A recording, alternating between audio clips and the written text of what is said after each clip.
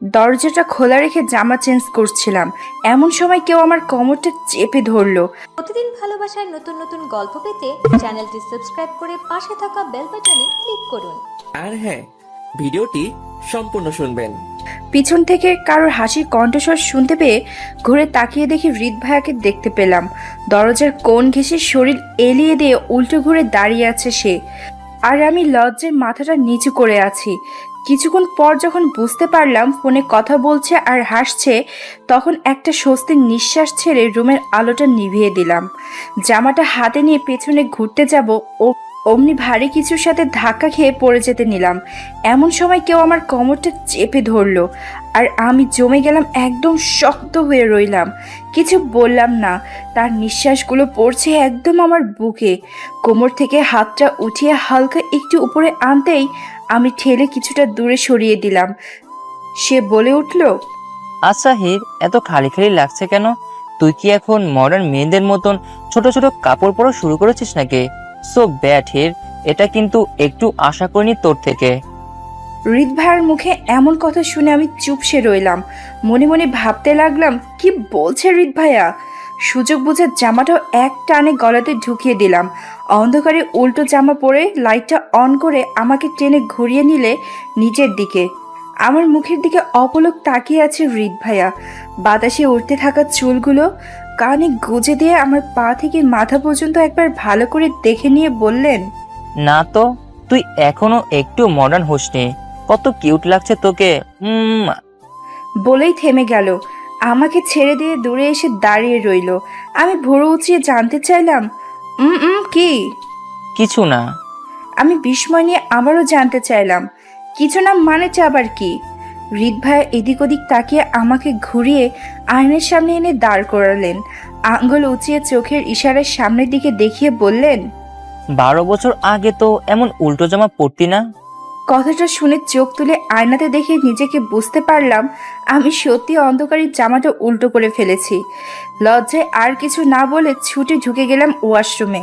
ওহো, আমার কপালটাই খারাপ। যা করতে যাই তাই উল্টো হয়ে যায়। এত বছর পর হৃদ ভাইয়া ডাক্তারি শেষ করে দেশে ফিরবেন বলে কাকিমা অনেক বড় একটা পার্টির আয়োজন করছেন আজকে। খুব সুন্দর একটা ড্রেসও দিয়েছেন আমাকে। আমার ফুটো কপাল যে একটা কাজও ঠিকভাবে করতে পারি না। ওদিকে নূর আপু সব কাজ কেমন পারফেক্ট ভাবে করে। কি রে হির, হলো তোর? ওই যে নূর আপু এসে গেছে, আর আমি এখনো সাজতে পারলাম না। এই তো এখনো সেই কথা বলেই চলেছি উল্টো জামা পরে। এই মেয়ে, এই দরজাটা খুলবি? যাবি না তুই? দেরি হয়ে যাবে তো। দরজাটা খুলে আমি বললাম, আপু এত চিৎকার করো না তো, দেখছো তো আমি রেডি হচ্ছি, আর একটু সময় দাও, আমি আসতেছি। আপু আমার কান টেনে ধরে বলে উঠল, উল্টো জামা পরে যাওয়ার প্ল্যান করেছিস নাকি? আপুকে রুম থেকে বের করে দিয়ে দরজাটা লক করে বললাম, যাও না আপু, আসতেছি আমি। তাড়াহুড়ো করে জামাটা ঠিকভাবে পরে ঠোঁটে হালকা গোলাপি লিপস্টিক দিয়ে এসে দেখি পার্টির দৃশ্যই পাল্টে গেছে। এমন ডেকোরেশন বাবা গো, জীবনেও দেখিনি। কত সুন্দর বড় বড় লাইট বসিয়েছে সারা বাড়িতে। খাবারের আইটেমগুলো আমার খুব পছন্দের মেনু। ওরে আম্মা, চকলেটও আছে দেখি। ছোট বড় কত রকমের চকলেট। এত খুশি লাগছে যে কি বলবো। মনে হচ্ছে এই পার্টি আমার। যাই হোক, সবাই পার্টি করুক, আমি গিয়ে আগে চকলেটগুলো সাবার করি গিয়ে। নরম নরম সব আমার পছন্দের ফ্লেভারের চকলেট খেয়ে সারা মুখ ভাসিয়েছি। হালকা ঝিকিমিকি আলোয় ডিজে সং, ডান্স করছে সবাই। হঠাৎ আমার সামনে কেউ এসে বসে পড়লো। অন্ধকারে আবছা আলোয় মুখটা দেখতে পারছি না। চোখ দুটো হাত দিয়ে টেনে বড় করে মুখটা এগিয়ে নিলে আমার চুলের ভাঁজে হাত ডুবিয়ে দিল। হালকা আলো এসে পড়লো তার মুখে। দেখতে পেলাম হৃদ ভাইয়ের মুখটা।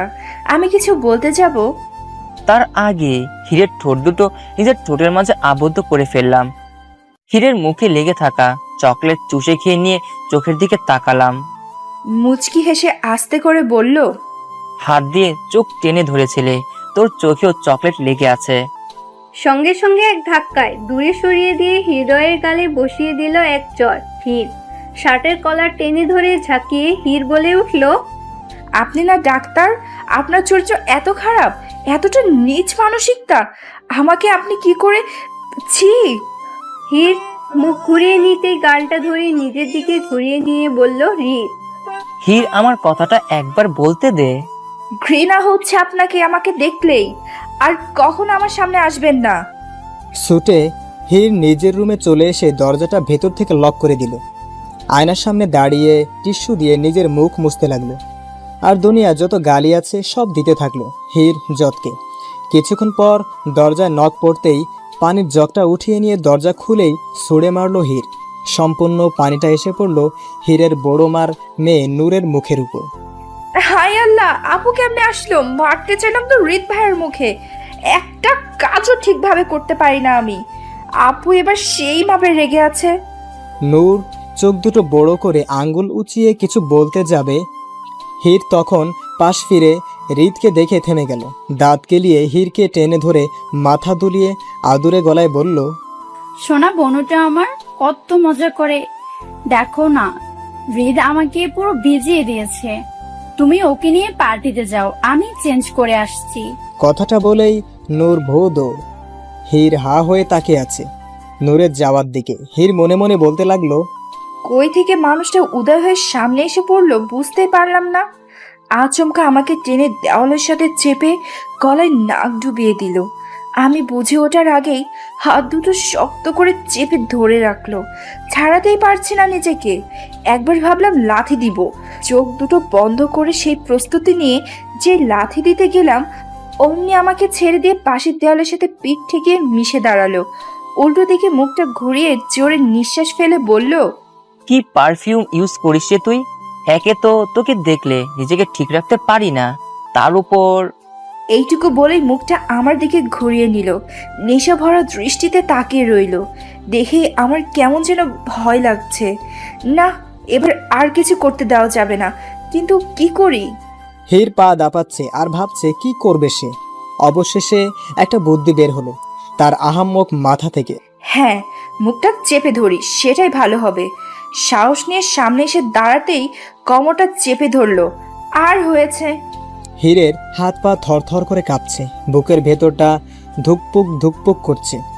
হৃদ আস্তে করে তার হাত দুটো হীরের কোমর থেকে উপরের দিকে তুলছে।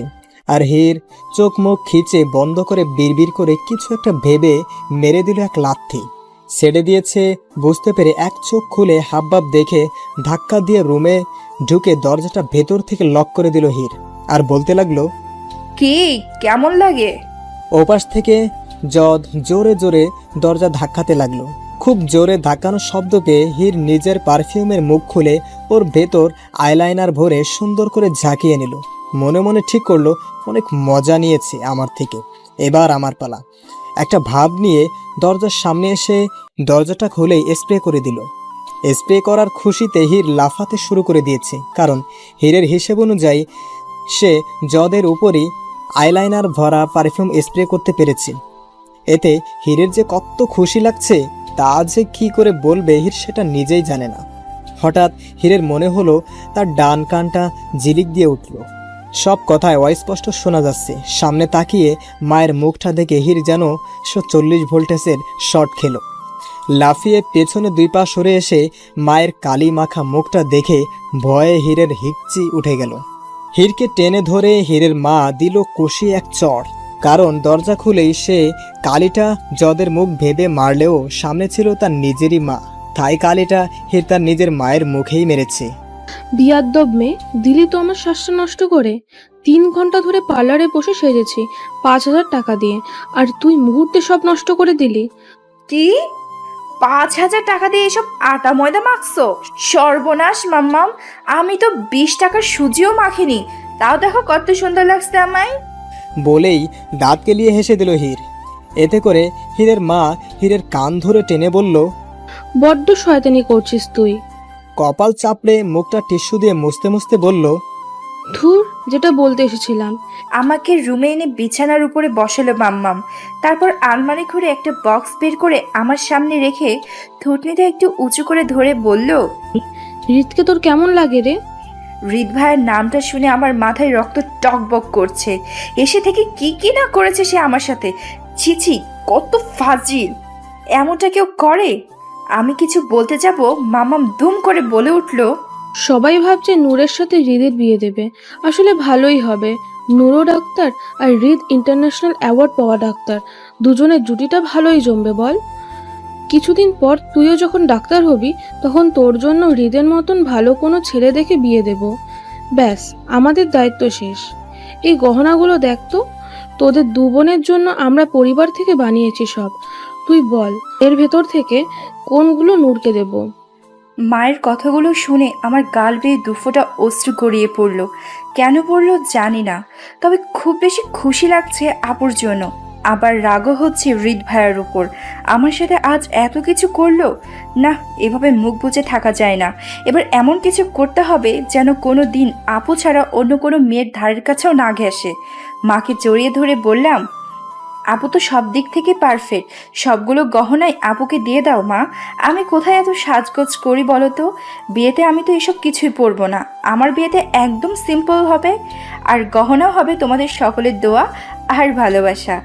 রাতে পা টিপে টিপে হৃদ ভাইয়ের রুমের সামনে এসে উকি দিচ্ছি। না, রুমের ভিতর কোথাও তো নেই, হয়তো ওয়াশরুমে গেছে। এইটাই সুযোগ, কিছু একটা করতে হবে। হাতের সামনে এক জগ পানি দেখতে পারছি, পুরো পুরো বিছানায় পানি ঢেলে দিলাম। সোফাটা কেন বাদ রাখবো? সেখানেও পানি ঢেলে দিলাম। এখন আমি শান্তির ঘুম ঘুমাবো।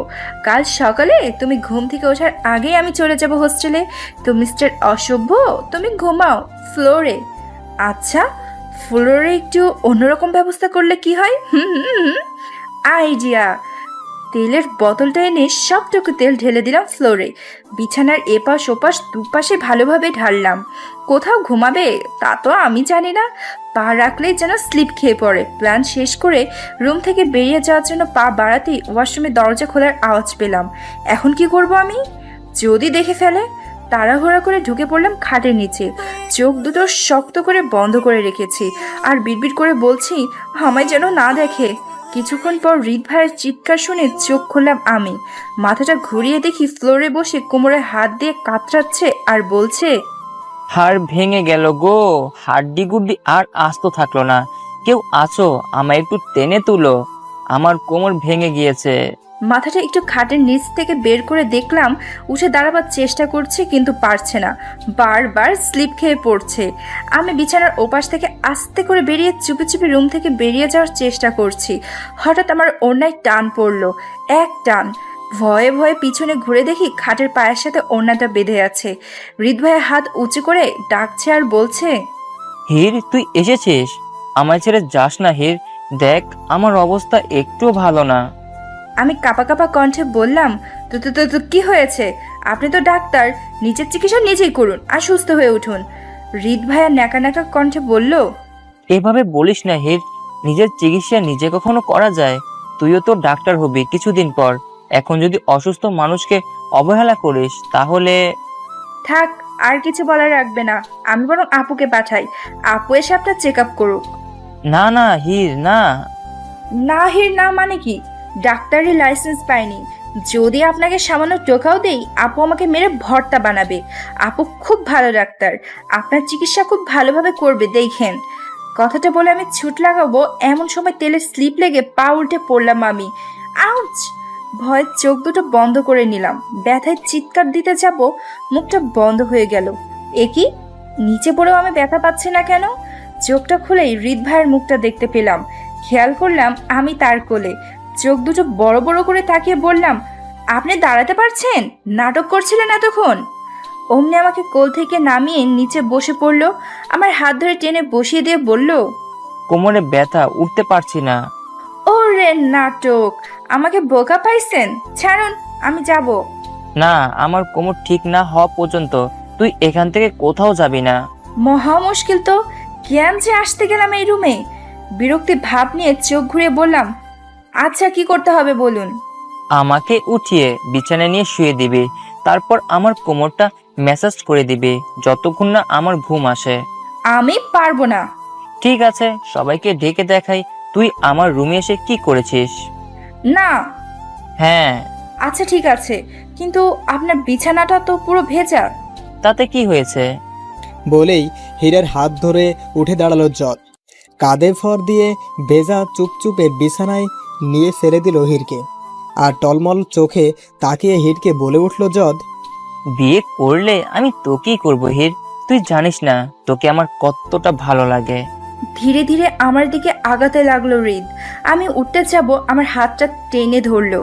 অমনি আমার মাথার মধ্যে চক্কর দিয়ে উঠলো। এ কি, আমার মাথার মধ্যে এমনভাবে ঘুরছে কেন? সব কিছু অন্ধকার নেমে আসছে চারিদিকে। আমি তো চকলেট ছাড়া আর কিছুই খাইনি রাত্রে। মাঝরাতে ঘুম ভাঙতেই চমকে উঠলাম আমি। দেখতে পেলাম হৃদ আমার বুকের মাথা রেখে শুয়ে আছে, আর আমি হতবাক হয়ে তাকিয়ে আছি ওর দিকে। আমাকে নড়ে উঠতে দেখে মাথা উঁচিয়ে তাকালো আমার মুখ পানে।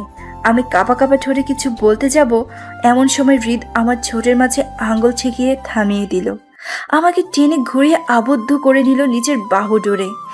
এক হাতে আমার পিঠ থেকে চুল সরিয়ে অন্য হাতটা দিয়ে আমার জামার চেনটা খুলতে লাগলো। আমার ধ্যান ফিরতেই হৃদকে ঠেলে উঠে বসলাম, আর হৃদ হাসতে হাসতে লুটিয়ে পড়তে লাগলো। আমি কিছু বুঝে উঠতে পারলাম না এই মুহূর্তে ওর হাসির কারণটা কি। কিছু বলতে যাব আমি, তার আগেই এক ধাক্কায় নিচে ফেললো আমায়। আমার মুখের দিকে তাকিয়ে ফেল ফেলিয়ে আবারও হাসতে লাগলো। আমি রাগের দৃষ্টিতে উঠে দাঁড়িয়ে হৃদের মুখের সামনে হাতের আঙ্গুল তুলে বললাম, এটা কোন ধরনের অসভ্যতা? আমি তখন না বললেন আপনি আমায় ভালোবাসেন, তাহলে এখন ধাক্কা দিলেন আমায়? হৃদ আমার আঙ্গুলটা ধরে মুচড়ে ধরলো। আমি ব্যথা পাচ্ছি দেখেও হাতটা ছেড়ে চুলের ভাঁজে হাত ডোবালো আর বলল, তোকে ভালোবাসবো আমি। আমাকে ঠেলে সরিয়ে দিয়ে উল্টো ঘুরে দাঁড়ালো। তারপর বলতে লাগলো, আজ রাতের পার্টিতে যে চকলেটগুলো খেয়েছিলি তুই, তাতে নেশার ওষুধ মেশানো ছিল। তোর মতো সস্তার একটা রাস্তার মেয়েকে নিয়ে মজাই করা যায়, ভালোবাসা যায় না। তোর মতন একটা রাস্তার মেয়ের জন্য আমি আমার পরিবার থেকে এতগুলো বছর দূরে থেকেছে। কি না করেছিলাম তোকে তাড়ানোর জন্য, কিন্তু না, কাকিমা তোকে দত্তক দিয়ে নিল। আমাকে টেনে বসিয়ে দিয়ে বলল, তোর থেকে যা মজা নেয়া তা আমার নেয়া হয়ে গেছে। তুই এটারই যোগ্য। বিয়ে তো আমি নূরকে করব। আর তুই নিজেকে কি মনে করিস বলতো? আসলে তুই সত্যি একটা নির্লজ্জ। কম তো অপমান করলাম না তোকে, তবুও লজ্জা নেই পড়ে আছিস এই বাড়িতে। তোর মতো নির্লজ্জ বেহায়া। আর আজকে যে দাগটা লাগলো নষ্টামে, বিশ্বাস কর আমি জীবনও দেখিনি। এখনো লজ্জা নেই তোর? আমার রুমেই দাঁড়িয়ে আছিস। আমার হাত ধরে টেনে রুমের বাইরে এনে মুখের সামনে দরজাটা বন্ধ করে দিল হৃদ। আর আমি এক দৃষ্টিতে দরজাটার দিকে তাকিয়ে আছি। আমার শরীরটা যেন চলছে না, বিশ্বাস হচ্ছে না হৃদের বলা কথাগুলো। মনে মনে ভাবছি একটা মানুষ এতটা খারাপও হতে পারে। তখন আমার মাথাটা চক্কর দিল। তারপর তো কিছুই মনে নেই। তাহলে সত্যি কি ওই চকলেটগুলোতে নেশার ওষুধ মেশানো ছিল? ছি, এতটা নীচ হৃদ! এতগুলো বছর ধরেও আমার প্রতি রাগ পুষে রেখেছে। আর আমি বোকার মতো ভেবেছি নিজের ভুল বুঝতে পেরে অপরাধ বোধে ভালোবাসাটা পরিণত হয়েছে। আজ থেকে 12 বছর আগের কথাগুলো ভাবছি আমি। খুব হাসি খুশিতে ভরপুর ছিল একটা পরিবার। আমার বাবা মা আমাকে অনেক ভালোবাসতো। সেদিন আমার বায়না রাখতে বাবা মা নানু বাড়িতে নিয়ে গিয়েছিল আমাকে, কিন্তু বাবা মায়ের ভালোবাসার বিয়েতে তাদের রাগের রেশ এখনো কাটেনি। আমাদেরকে অনেক অপমান করে তাড়িয়ে দিয়েছিল তারা। ফিরে আসার সময় আমাদের গাড়িটা আরেকটা গাড়ির সাথে ধাক্কা খায়। সেই গাড়িটা ছিল হৃদের বাবার। সেদিন হসপিটালে যখন আমার জ্ঞান ফিরতে জানতে পারি অ্যাক্সিডেন্টে মা বাবা মারা গেছে, আমার কোথাও যাওয়ার জায়গা ছিল না। তখন হৃদের বাবা আর কোনো রাস্তা না পেয়ে এদের বাড়িতে নিয়ে আসে আমাকে। এই বাড়িতে সকলে আমাকে অনেক ভালোবাসতো, যেটার কারণ হয়তো হৃদ মেনে নিতে পারেনি। অনেক চেষ্টা করেছে এ বাড়ি থেকে আমাকে বের করে দিতে, সকলের সামনে আমাকে নিচু প্রমাণ করতে। কিন্তু আমার ব্যবহার আর হাসি খুশি মুখটা দেখে সকলের মায়া হতো, আর তাই আমাকে বারবার ক্ষমা করে দিত। হৃদ নিজে অপরাধ করত আর আমার উপর সব দোষ দিত। একবার তো আমাকে অনাথ আশ্রমে রেখে আসার সিদ্ধান্ত নিয়ে ফেলেছিল সবাই, এমনকি অনাথ আশ্রমে রেখেও এসেছিল। কিন্তু আমার বর্তমান মা বাবা আমাকে দত্তক নিয়ে আবার এই বাড়িতে ফিরিয়ে এনেছেন। হৃদ আরও রেগে গিয়েছিল তার জন্য, মেনে নিতে পারেনি একটা রাস্তার মেয়ে এই বাড়িতে থাকবে তাদের সাথে। হৃদের বাবা মা যখন জানতে পারলো হৃদের আমার প্রতি রাগটা, তখন তারা হৃদকে দেশের বাইরে পাঠিয়ে দেওয়ার লেখাপড়া করার জন্য। 12 বছর পর আজ হৃদ ডাক্তার হয়ে দেশে ফিরল, কিন্তু ওর ভেতরটা যে আজও আগের মতোই থাকবে সেটা আমি বুঝতে পারিনি। অতটা জঘন্য একটা কাজ করলো হৃদ। আমি জানি না এখন কি করব। কাউকে বলতেও পারবো না কিছু। নিজের সতীত্বটুকু হারালে একটা মেয়ের অবস্থা কি যে হয় সেটা নিজেকে দিয়ে উপলব্ধি করছি এখন। কিন্তু আমার তো কোনো দোষ ছিল না। কেন করলো হৃদ এমন আমার সাথে? ওর যদি আমার প্রতি এত ঘৃণা, এত রাগই থাকবে, তাহলে আমার শরীরটা কেন ভোগ করলো? না, আর অপমান নেওয়া সম্ভব নয়। সব শেষ হয়ে গেছে আমার। আর থাকবো না এই বাড়িতে, আমি চলে যাব। কখনো আসবো না, কখনো না। হীর একটু ছুটে রাস্তায় বেরিয়ে আসলো। আনমনা হয়ে হাঁটতে লাগলো। এত রাতে রাস্তা দিয়ে কোথায় হেঁটে চলেছে হীর নিজেও জানে না সে। তবে এই পথটা হয়তো হীরের ভালো লাগছে, ইচ্ছে করছে এভাবে চলতে থাকে আজীবন। কিছু দূর যেতেই কোথা থেকে 4-5 জন লোক এসে হীরকে ঘিরে ধরল। অন্ধকারে তাদের মুখগুলো দেখতে পারছে না হীর। তারা হীরের দিকে আগাচ্ছে আর হীর পিছাচ্ছে। কোনো মতে তাদের হাত থেকে বাঁচতে ধাক্কা দিয়ে ছুটল হীর। ছুটতে ছুটতে একটা গাড়ির সামনে এসে জ্ঞান হারিয়ে ফেলে হীর। যখন জ্ঞান ফিরল সে তখন হোস্টেলে। চোখ খুলে মিটমিট করে তাকিয়ে মিনি, প্রিয়া আর নিশিকে দেখতে পেল সামনে। এরা হীরের সাম্মাক ছাড়ল দলদল। হীর চোখ খুলতেই 3 জন এসে হীরের মুখের সামনে হুমড়ি খেয়ে পড়ল। বলে উঠল, ওই চামচ ছাড়লো এত রাতে মাঝ রাস্তায়? হ্যাঁ। হীর উঠে বসে ওদের অনুরোধ সূচক দৃষ্টিতে বলল, দেখ, মজা করিস না তোরা। আমি এখন পারবো না মজা নিতে। নিশি আমার কাঁধে হাতের কোণে থেকে থুতনিটা ধরে মুখটা নিচের দিকে ঘুরিয়ে নিয়ে বলল, কেসটা কি বলতো? রাত বাজে 3:30। এত রাতে মিক্সারের কোলে উঠে হোস্টেলে ফিরলি, তাও আবার জ্ঞান হারানো অবস্থায়। আরে চুপ যা তোরা।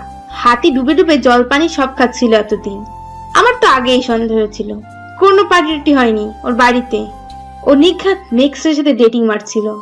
ছি হিট ছি, আমাদের তো বলতে পারতিস। তুই জানিস তো মেক্সের আমার ক্রাশ। আমি সত্যি বুঝতে পারছি না ওরা কি বলছে এসব। তখন আমি একটা গাড়ির সামনে এসে পড়লাম। তারপর আর কিছুই মনে নেই আমার। মিনি আমার হাতটা চেপে ধরে ভুরু কুচকে তাকিয়ে বলল, সত্যি করে বল তো কি হয়েছিল? আমি সঙ্গে সঙ্গে মনিকে ঝাপটে ধরে কান্না শুরু করে দিলাম। আমাকে হিচকি তুলে কাঁদতে দেখে কেউ এসে আমার সামনে 1 গ্লাস পানি ধরলো আর বলে উঠল, পানিটা খেয়ে নাও।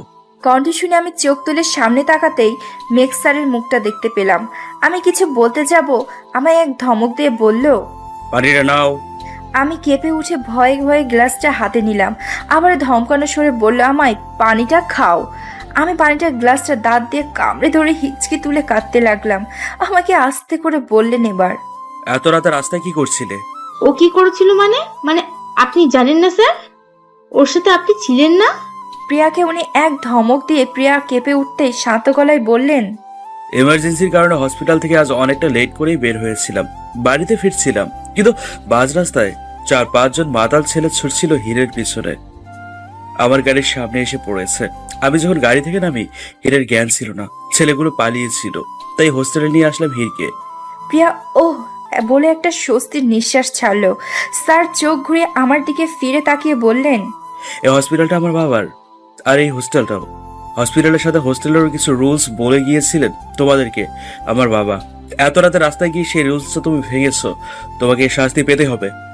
শাস্তির কথা শুনে আমি মাথা কাত করে সম্মতি জানিয়ে বললাম, আচ্ছা দিন শাস্তি। আমার উত্তরে হতভম্ব হয়ে তাকিয়েছিল ওরা 3 জন। স্যারও কিছুটা আঁচ করতে পেরে অবাক হলো। পাশ থেকে নিশি হাতের কোনোয়ে ঘা দিয়ে ফিসফিসিয়ে বলল, আজ তোর কি হয়েছে বলতো? তোর কথা শুনতেই বোর লাগছে। আমি মাথা নাড়িয়ে নিশিকে কিছু না সম্মতি জানালাম। স্যার পকেট থেকে ফোনটা বের করে আমার সামনে ধরলেন। তোমার অভিভাবকের নাম্বার ডায়াল করো ঝটপট। এত রাতে? তোমাকে আমি ডক্টর নূরের নাম্বার ডায়াল করতে বলিনি এত রাতে। আমি আস্তে আস্তে করে বললাম, উনি আমার অভিভাবক, আমার বড় বোন। কথাটা শুনে স্যারের সাথে ওরা 3 জনও চমকে উঠল। দুপাশ থেকে আমার হাত শক্ত করে চেপে ধরে 3 জন একসাথে বলে উঠল, হোয়াট? ওই রাগী ডক্টর ম্যাম তোর আপু হয়? এইবার তুই শেষ। আমাকে আর কিছু বলতে না দিয়ে মেঘ স্যার নিঃশব্দে বেরিয়ে গেলেন হোস্টেল থেকে। কেউ না জানুক, আমি তো জানি আপু আর ওনার ভেতরের ভুল বোঝাবুঝিটা। একটা সময় দুজন খুব ভালো বন্ধু ছিল। আপুর ফোনে কত পিক দেখেছে ওনার, কিন্তু ডাক্তার হওয়ার পর দুজনের ভেতরের প্রতিযোগিতা ভর করেছিল। এই হসপিটালটা মেঘ স্যারের বাবার ঠিকই, কিন্তু যোগ্যতার খাতিরে আপু ওনার সিনিয়র। এটার কারণেই হয়তো দুজনের ভিতরে এত রেষারেষি। হসপিটালের সব কাজে ওনার বাবা আপুর সিদ্ধান্তটাই বেশি গুরুত্ব দেয়। উনি কখনোই আপুর সাথে কথা বলবেন না, বিশ্বাস আছে। আমার নামে নালিশ তো দূরের কথা, কথাগুলো ভাবতে ভাবতে আমি বসে পড়লাম বেডের উপর। ওদেরকে বললাম আলোটা নিভিয়ে দিতে, আমি ঘুমাবো, কিছু ভালো লাগছে না। ওরা আমার কোনো কথা শুনলো না, কানের কাছে পটর পটর করে ঘুমের 12টা বাজিয়ে দিচ্ছে। সকালে হৃদকে খাওয়ানো নিয়ে সবাই ব্যস্ত। হৃদ যে রাতে হোস্টেলে চলে এসেছে সেই খোঁজটুকু নেওয়ার সময়টাও কারও নেই। হৃদ খেতে পাচ্ছে না, তবুও ঠেসে ঠেসে খাওয়াচ্ছে তাকে। মনে হচ্ছে যেন জনমভুকি, কত যুগ খাই নাই কিছু। আহারে, মুখটা শুকিয়ে গেছে বিদেশে থেকে না খেয়ে ছেলেটার। আরো খা বাবা, আরো খা। আজ সব তোর খেতে হবে। তোর পছন্দের আইটেমগুলো বেছে বেছে রান্না করেছি। খালি প্লেট সামনে নিয়ে গালে হাত দিয়ে অসহায় দৃষ্টিতে তাকিয়ে আছে খাবারের দিকে নূর। হীরের মা কাকিমা হৃদকে নিয়ে ব্যস্ত। হৃদের সামনে আসলে নূর কথা বলার শক্তিটুকুও হারিয়ে ফেলে। নীরবে ঘড়ির দিকে তাকিয়ে দেরি হচ্ছে বুঝতে পেরে হসপিটালে চলে আসে নূর। এদিকে সারা রাত জেগে থেকে বেলা 11টা পর্যন্ত ঘুমিয়েছে হীর। আড়মোড়া ছেড়ে উঠে বসে সময়টা দেখে ছুটল ওয়াশরুমে। মিনি, প্রিয়া, নিশি কেউ নেই হোস্টেলে। 302 নম্বর শিশু ওয়ার্ডে মেঘ স্যারের অ্যাসিস্ট্যান্ট হিসেবে ডিউটি ছিল হীরের। বাচ্চাগুলো যা দুষ্ট, সকাল থেকে কি কি খেলছে কে জানে। প্রতিদিন ওদের জন্য হীরকে বকা খেতে হয়। হাই আল্লাহ, এখন 11:30। 11:40 পর্যন্ত তো মেঘ স্যারের ক্লাস, তারপরেই আপু আসবে। আমাকে ক্লাসে না পেরে 13টা বাজিয়ে দেবে। কাল রাতে কি হয়েছে সেদিকে খেয়াল নেই আমার। আমি প্রাণপণ ছুটে চলেছি। হোস্টেল থেকে বের হয়ে ইজি বাইকে উঠে 5 মিনিটে হসপিটালে পৌঁছে গেলাম। ক্লাসরুমে এসে তাড়াহুড়ো করে ঢুকে পড়লাম ভিতরে। থরবর করে পিছনের বেঞ্চটায় গিয়ে ব্যাগ ঠেলে এক ধাক্কায় নিশি, প্রিয়া, মিনিকে সরিয়ে বসে পড়ে জোরে জোরে নিঃশ্বাস নিতে লাগলাম। হুট করে সামনে শব্দ পেয়ে লাফিয়ে উঠে দাঁড়ালাম। দেখলাম মেঘ স্যার ডাস্টার দিয়ে আমার মুখের সামনে হাই বেঞ্চে জোরে আঘাত করছে আর শব্দ হচ্ছে। আমি সরি স্যার, ভুল হয়েছে বলেই এক দৌড়ে ক্লাসের রুমের বাইরে গিয়ে দাঁড়িয়ে রইলাম আর বললাম, may I come in sir? ক্লাসে উপস্থিত সবাই হেসে উঠল। অমনি ঘন্টা বেজে উঠল। স্যার আর কিছু না বললেও বিরক্তকর মুখ নিয়ে আমার দিকে একবার তাকিয়ে ক্লাসরুম থেকে বেরিয়ে গেলেন। মেঘ স্যার ক্লাসরুম থেকে বের হতেই একটা আলট্রাসোনোগ্রাফির রিপোর্ট এনে ছুঁড়ে মারল আপু ওনার মুখের উপর। উনি রেগে আপুর গায়ে চড় মারতে যাবে, অমনি ওনার বাবা মানে এই হসপিটালের অ্যাডমিন এসে নিজেই ওনার হাতটা ধরলেন। রিপোর্টটা দেখে আপু ওনার মুখের সাথে ঠেসে ধরে রাগী দৃষ্টিতে তাকিয়ে চিৎকার করে বলল, কোন অধিকারী তুই আমার পেশেন্টের সার্জারি করেছিস কাল রাতে? আমি ছুটিতে ছিলাম, অপারেশনে আজ এসে করতাম। এই হসপিটালে এতগুলো সার্জারি ডাক্তার থাকতে কারো সাহস হয়নি যেখানে সেখানে তুই কোন সাহসে আমার পেশেন্টের অপারেশন করেছিস মেঘ? ও এই জন্য? এটা তো তোর বোঝা উচিত ছিল। কতটা কেয়ারলেস হলে মানুষ এমন একটা মৃত্যুর সাথে পাঞ্জা লড়তে থাকা পেশেন্টকে রেখে পার্টিতে যাওয়ার জন্য ছুটি কাটায়। তুই কেমন ডক্টর? কেমন ডক্টর তুই? ভদ্রভাবে কথা বল মেঘ, ভুলে যাস না এখানে আমি তোর সিনিয়র। তো সিনিয়র হয়েছিস, কি হয়েছে? একটা দায়িত্ব সঠিকভাবে পালন করিস তুই? কাল আমি অপারেশন না করলে তোর পেশেন্টটা মারা যেত। ও তাই? অপারেশন করার সময় তোর হাতের আংটিটা পেশেন্টের পেটের ভিতর ফেলে এসেছিস আমাকে ফাঁসাবি বলে? এতটা কেয়ারলেস অপারেশন আর আমাকে কথা শোনাস? পেশেন্টের বাড়ির লোক কেস করলে আমার ডাক্তারের সব কেরিয়ার শেষ হয়ে যাবে। আমার এতদিনের সব পরিশ্রম, সাধনা, ডাক্তারির লাইসেন্স সব আজ তোর জন্য হারাতে চলছে, সাথে জেলও। কেন করলি এমনটা মেঘ? হোয়াট? কি সব বলছিস? বুঝতে পারছিস না? এই রিপোর্টটা দেখ। আপু স্যারের হাতে রিপোর্টটা ধরিয়ে দিল। রিপোর্টটা দেখে কিছুক্ষণ চুপ থেকে বললেন উনি, অসম্ভব। আমি নিজে অপারেশনের আগে হাতের ঘড়ি, আংটি সব খুলে রেখে ওটিতে গেছিলাম। স্যার ওনার বাবাকে বললেন। ওনার বাবা একটা চড় বসিয়ে দিলেন ওনার গালে। উনি গালে হাত দিয়ে অসহায় দৃষ্টিতে তাকিয়ে আছেন ওনার বাবার দিকে। ওনার বাবা চিৎকার করে বললেন, ছেলে বলে তোমার এত বড় অন্যায় আমি ক্ষমা করতে পারবো না। অপরাধ যখন করছো শাস্তি তোমাকে পেতেই হবে। আমার হসপিটালের গায়ে দাগ আমি লাগাতে দেব না। পেশেন্ট কেস করার আগেই আমি তোমার নামে কেস করব। লোকে জানো এই আবির চৌধুরীর হসপিটাল কত পবিত্র। এখানে অপরাধ করা একটা ডাক্তারও রেহাই পায় না, সে ছেলেই কেন না হোক। আপুকে বললেন পুলিশকে ফোন দিতে।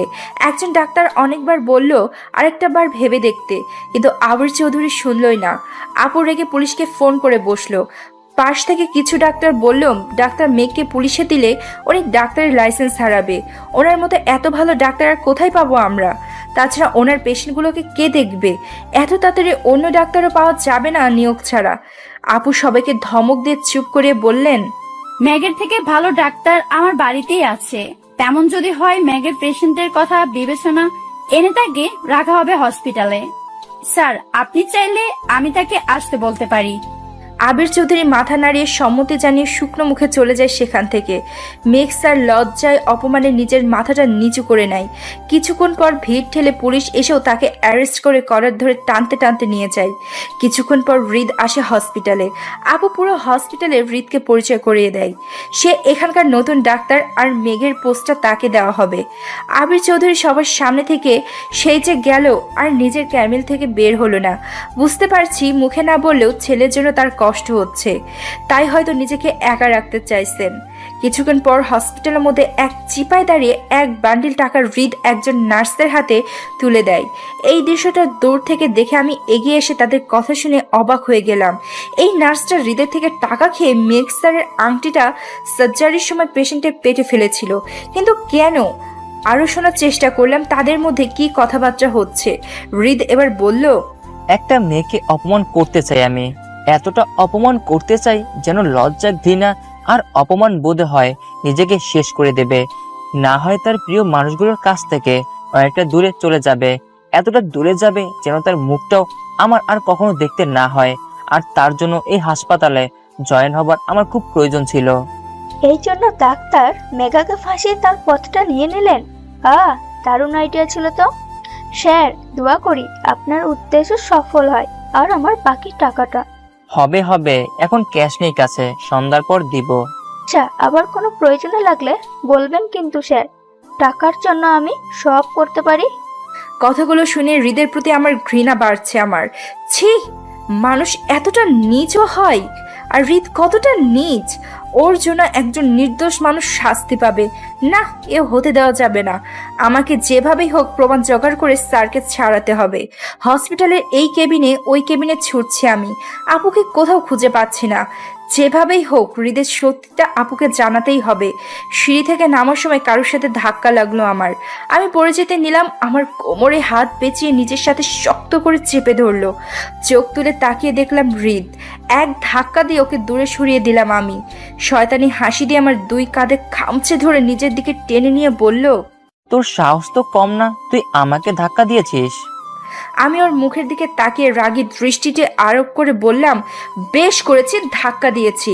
ঘৃণা হচ্ছে আপনাকে দেখলে আমার। আপনি ডাক্তার না? কিভাবে একটা পেশেন্টের সাথে এমন করতে পারলেন হৃদ ভাইয়া? কি করেছি আমি? হ্যাঁ, আপনি করেছেন। আপনি এতটা নোংরা, একজন নির্দোষ মানুষকে এইভাবে ফাঁসিয়ে দিলেন আপনি। মেঘ স্যার কত ভালো, আজ আপনার জন্য উনি এতটা অপমানিত হয়েছে। সেই অপরাধের শাস্তি পাচ্ছে যেটা উনি করেননি। কথাটা বলার সাথে সাথে আমার গালটা শক্ত করে চেপে ধরে বলল, ওই, তোর মুখে এত কথা আসছে কি করে? কাল রাতে এত কিছু হবার পরেও তোর ভেতরে লজ্জা নেই? অন্য কোনো মেয়ে হলে আত্মহত্যা করতো, আর তুই মুখ ফুলিয়ে কথা বলিস। আমি গাল থেকে হৃদের হাতটা ছাড়িয়ে দূরে সরিয়ে দাঁড়ালাম। ওর মুখের দিকে তাকিয়ে নিজেকে নিয়ন্ত্রণ করতে পারলাম না। কষিয়ে ওর গালে এক চড় দিলাম। হৃদের মুখের সামনে আঙ্গুল উঁচিয়ে বললাম, কাল রাতে যেটা হয়েছে তাতে আমার কোনো দোষ ছিল না। যা করেছেন আপনি করেছেন। সবসময় একটা মেয়েকে কেন মাসুল দিতে হবে? যে ভুলটা আমি করিনি তার মাসুল আমি কেন দেব? অপরাধ আপনি করেছেন, আমার শরীরটা নিয়ে আপনি করেছেন, খেলেছেন আপনি। আমি তো সজাগ ছিলাম না। আত্মহত্যা আপনার করা উচিত, একটা মেয়ের সাথে এমন নোংরা কাজ করার জন্য, একজন ডাক্তার হয়ে পেশেন্টের লাইফ রিস্কে ফেলার জন্য, আর একজন নির্দোষ মানুষকে ফাঁসানোর জন্য। কাকা কাকিমা তো আপনাকে এই শিক্ষা দেয়নি হৃদ, তাহলে কেন করলেন এইসব? উত্তর দিন, কেন করলেন? একবার ভেবে দেখুন, এসব জানতে পারলে আপনার বাবা মায়ের মনের অবস্থা কি হবে। কাকা কাকিমা তো ভেঙে পড়বে, ভাবতে সে হয়তো তার ছেলেকে সঠিক শিক্ষা দিতে পারেনি। হৃদ খপ করে আমার চুলের মুঠি ধরে টেনে খিটখিটিয়ে মেজাজে দাঁত কটমট করে বলল, ওই জ্ঞান দিতে এসেছিস? তোর কোনো জ্ঞান আমি নিতে চাই না। ভালো হয়েছে তুই সবটা জেনে গেছিস। শুনে রাখ কান খুলে, এই হাসপাতাল থেকে আমি তোর জীবনটা নরক করে ছাড়বো। আপনার যা করার করতে পারেন, আমিও দেখে নিব আপনি কতটা নিচে নামতে পারেন। আমি যদি আপনার আসল মুখোশটা সবার সামনে খুলে আনতে না পারি, আমার নামও হীর নয়। ছাড়ুন আমাকে, বলে একটা ধাক্কা মেরে নিজেকে ছাড়িয়ে নিয়ে নিচে চলে আসলাম। মিনি, প্রিয়া আর নিশির মধ্যে কথা হচ্ছে। নিশি বলছে, কত হ্যান্ডসাম, মাশাআল্লাহ। আমি তো প্রথম দেখেই ফিদা হয়ে গিয়েছি। হ্যান্ডসাম না ছাই, মেক্সারের সাথে কারো তুলনা হয় না। ওই এখন তো থাম, দেখলি না কি না কাণ্ড করে অ্যারেস্ট হলো। কত ভালো জানতাম স্যারকে আমরা, আর সেই কিনা এত কেয়ারলেস একটা কাজ করলো। ওই থামবো কেন রে?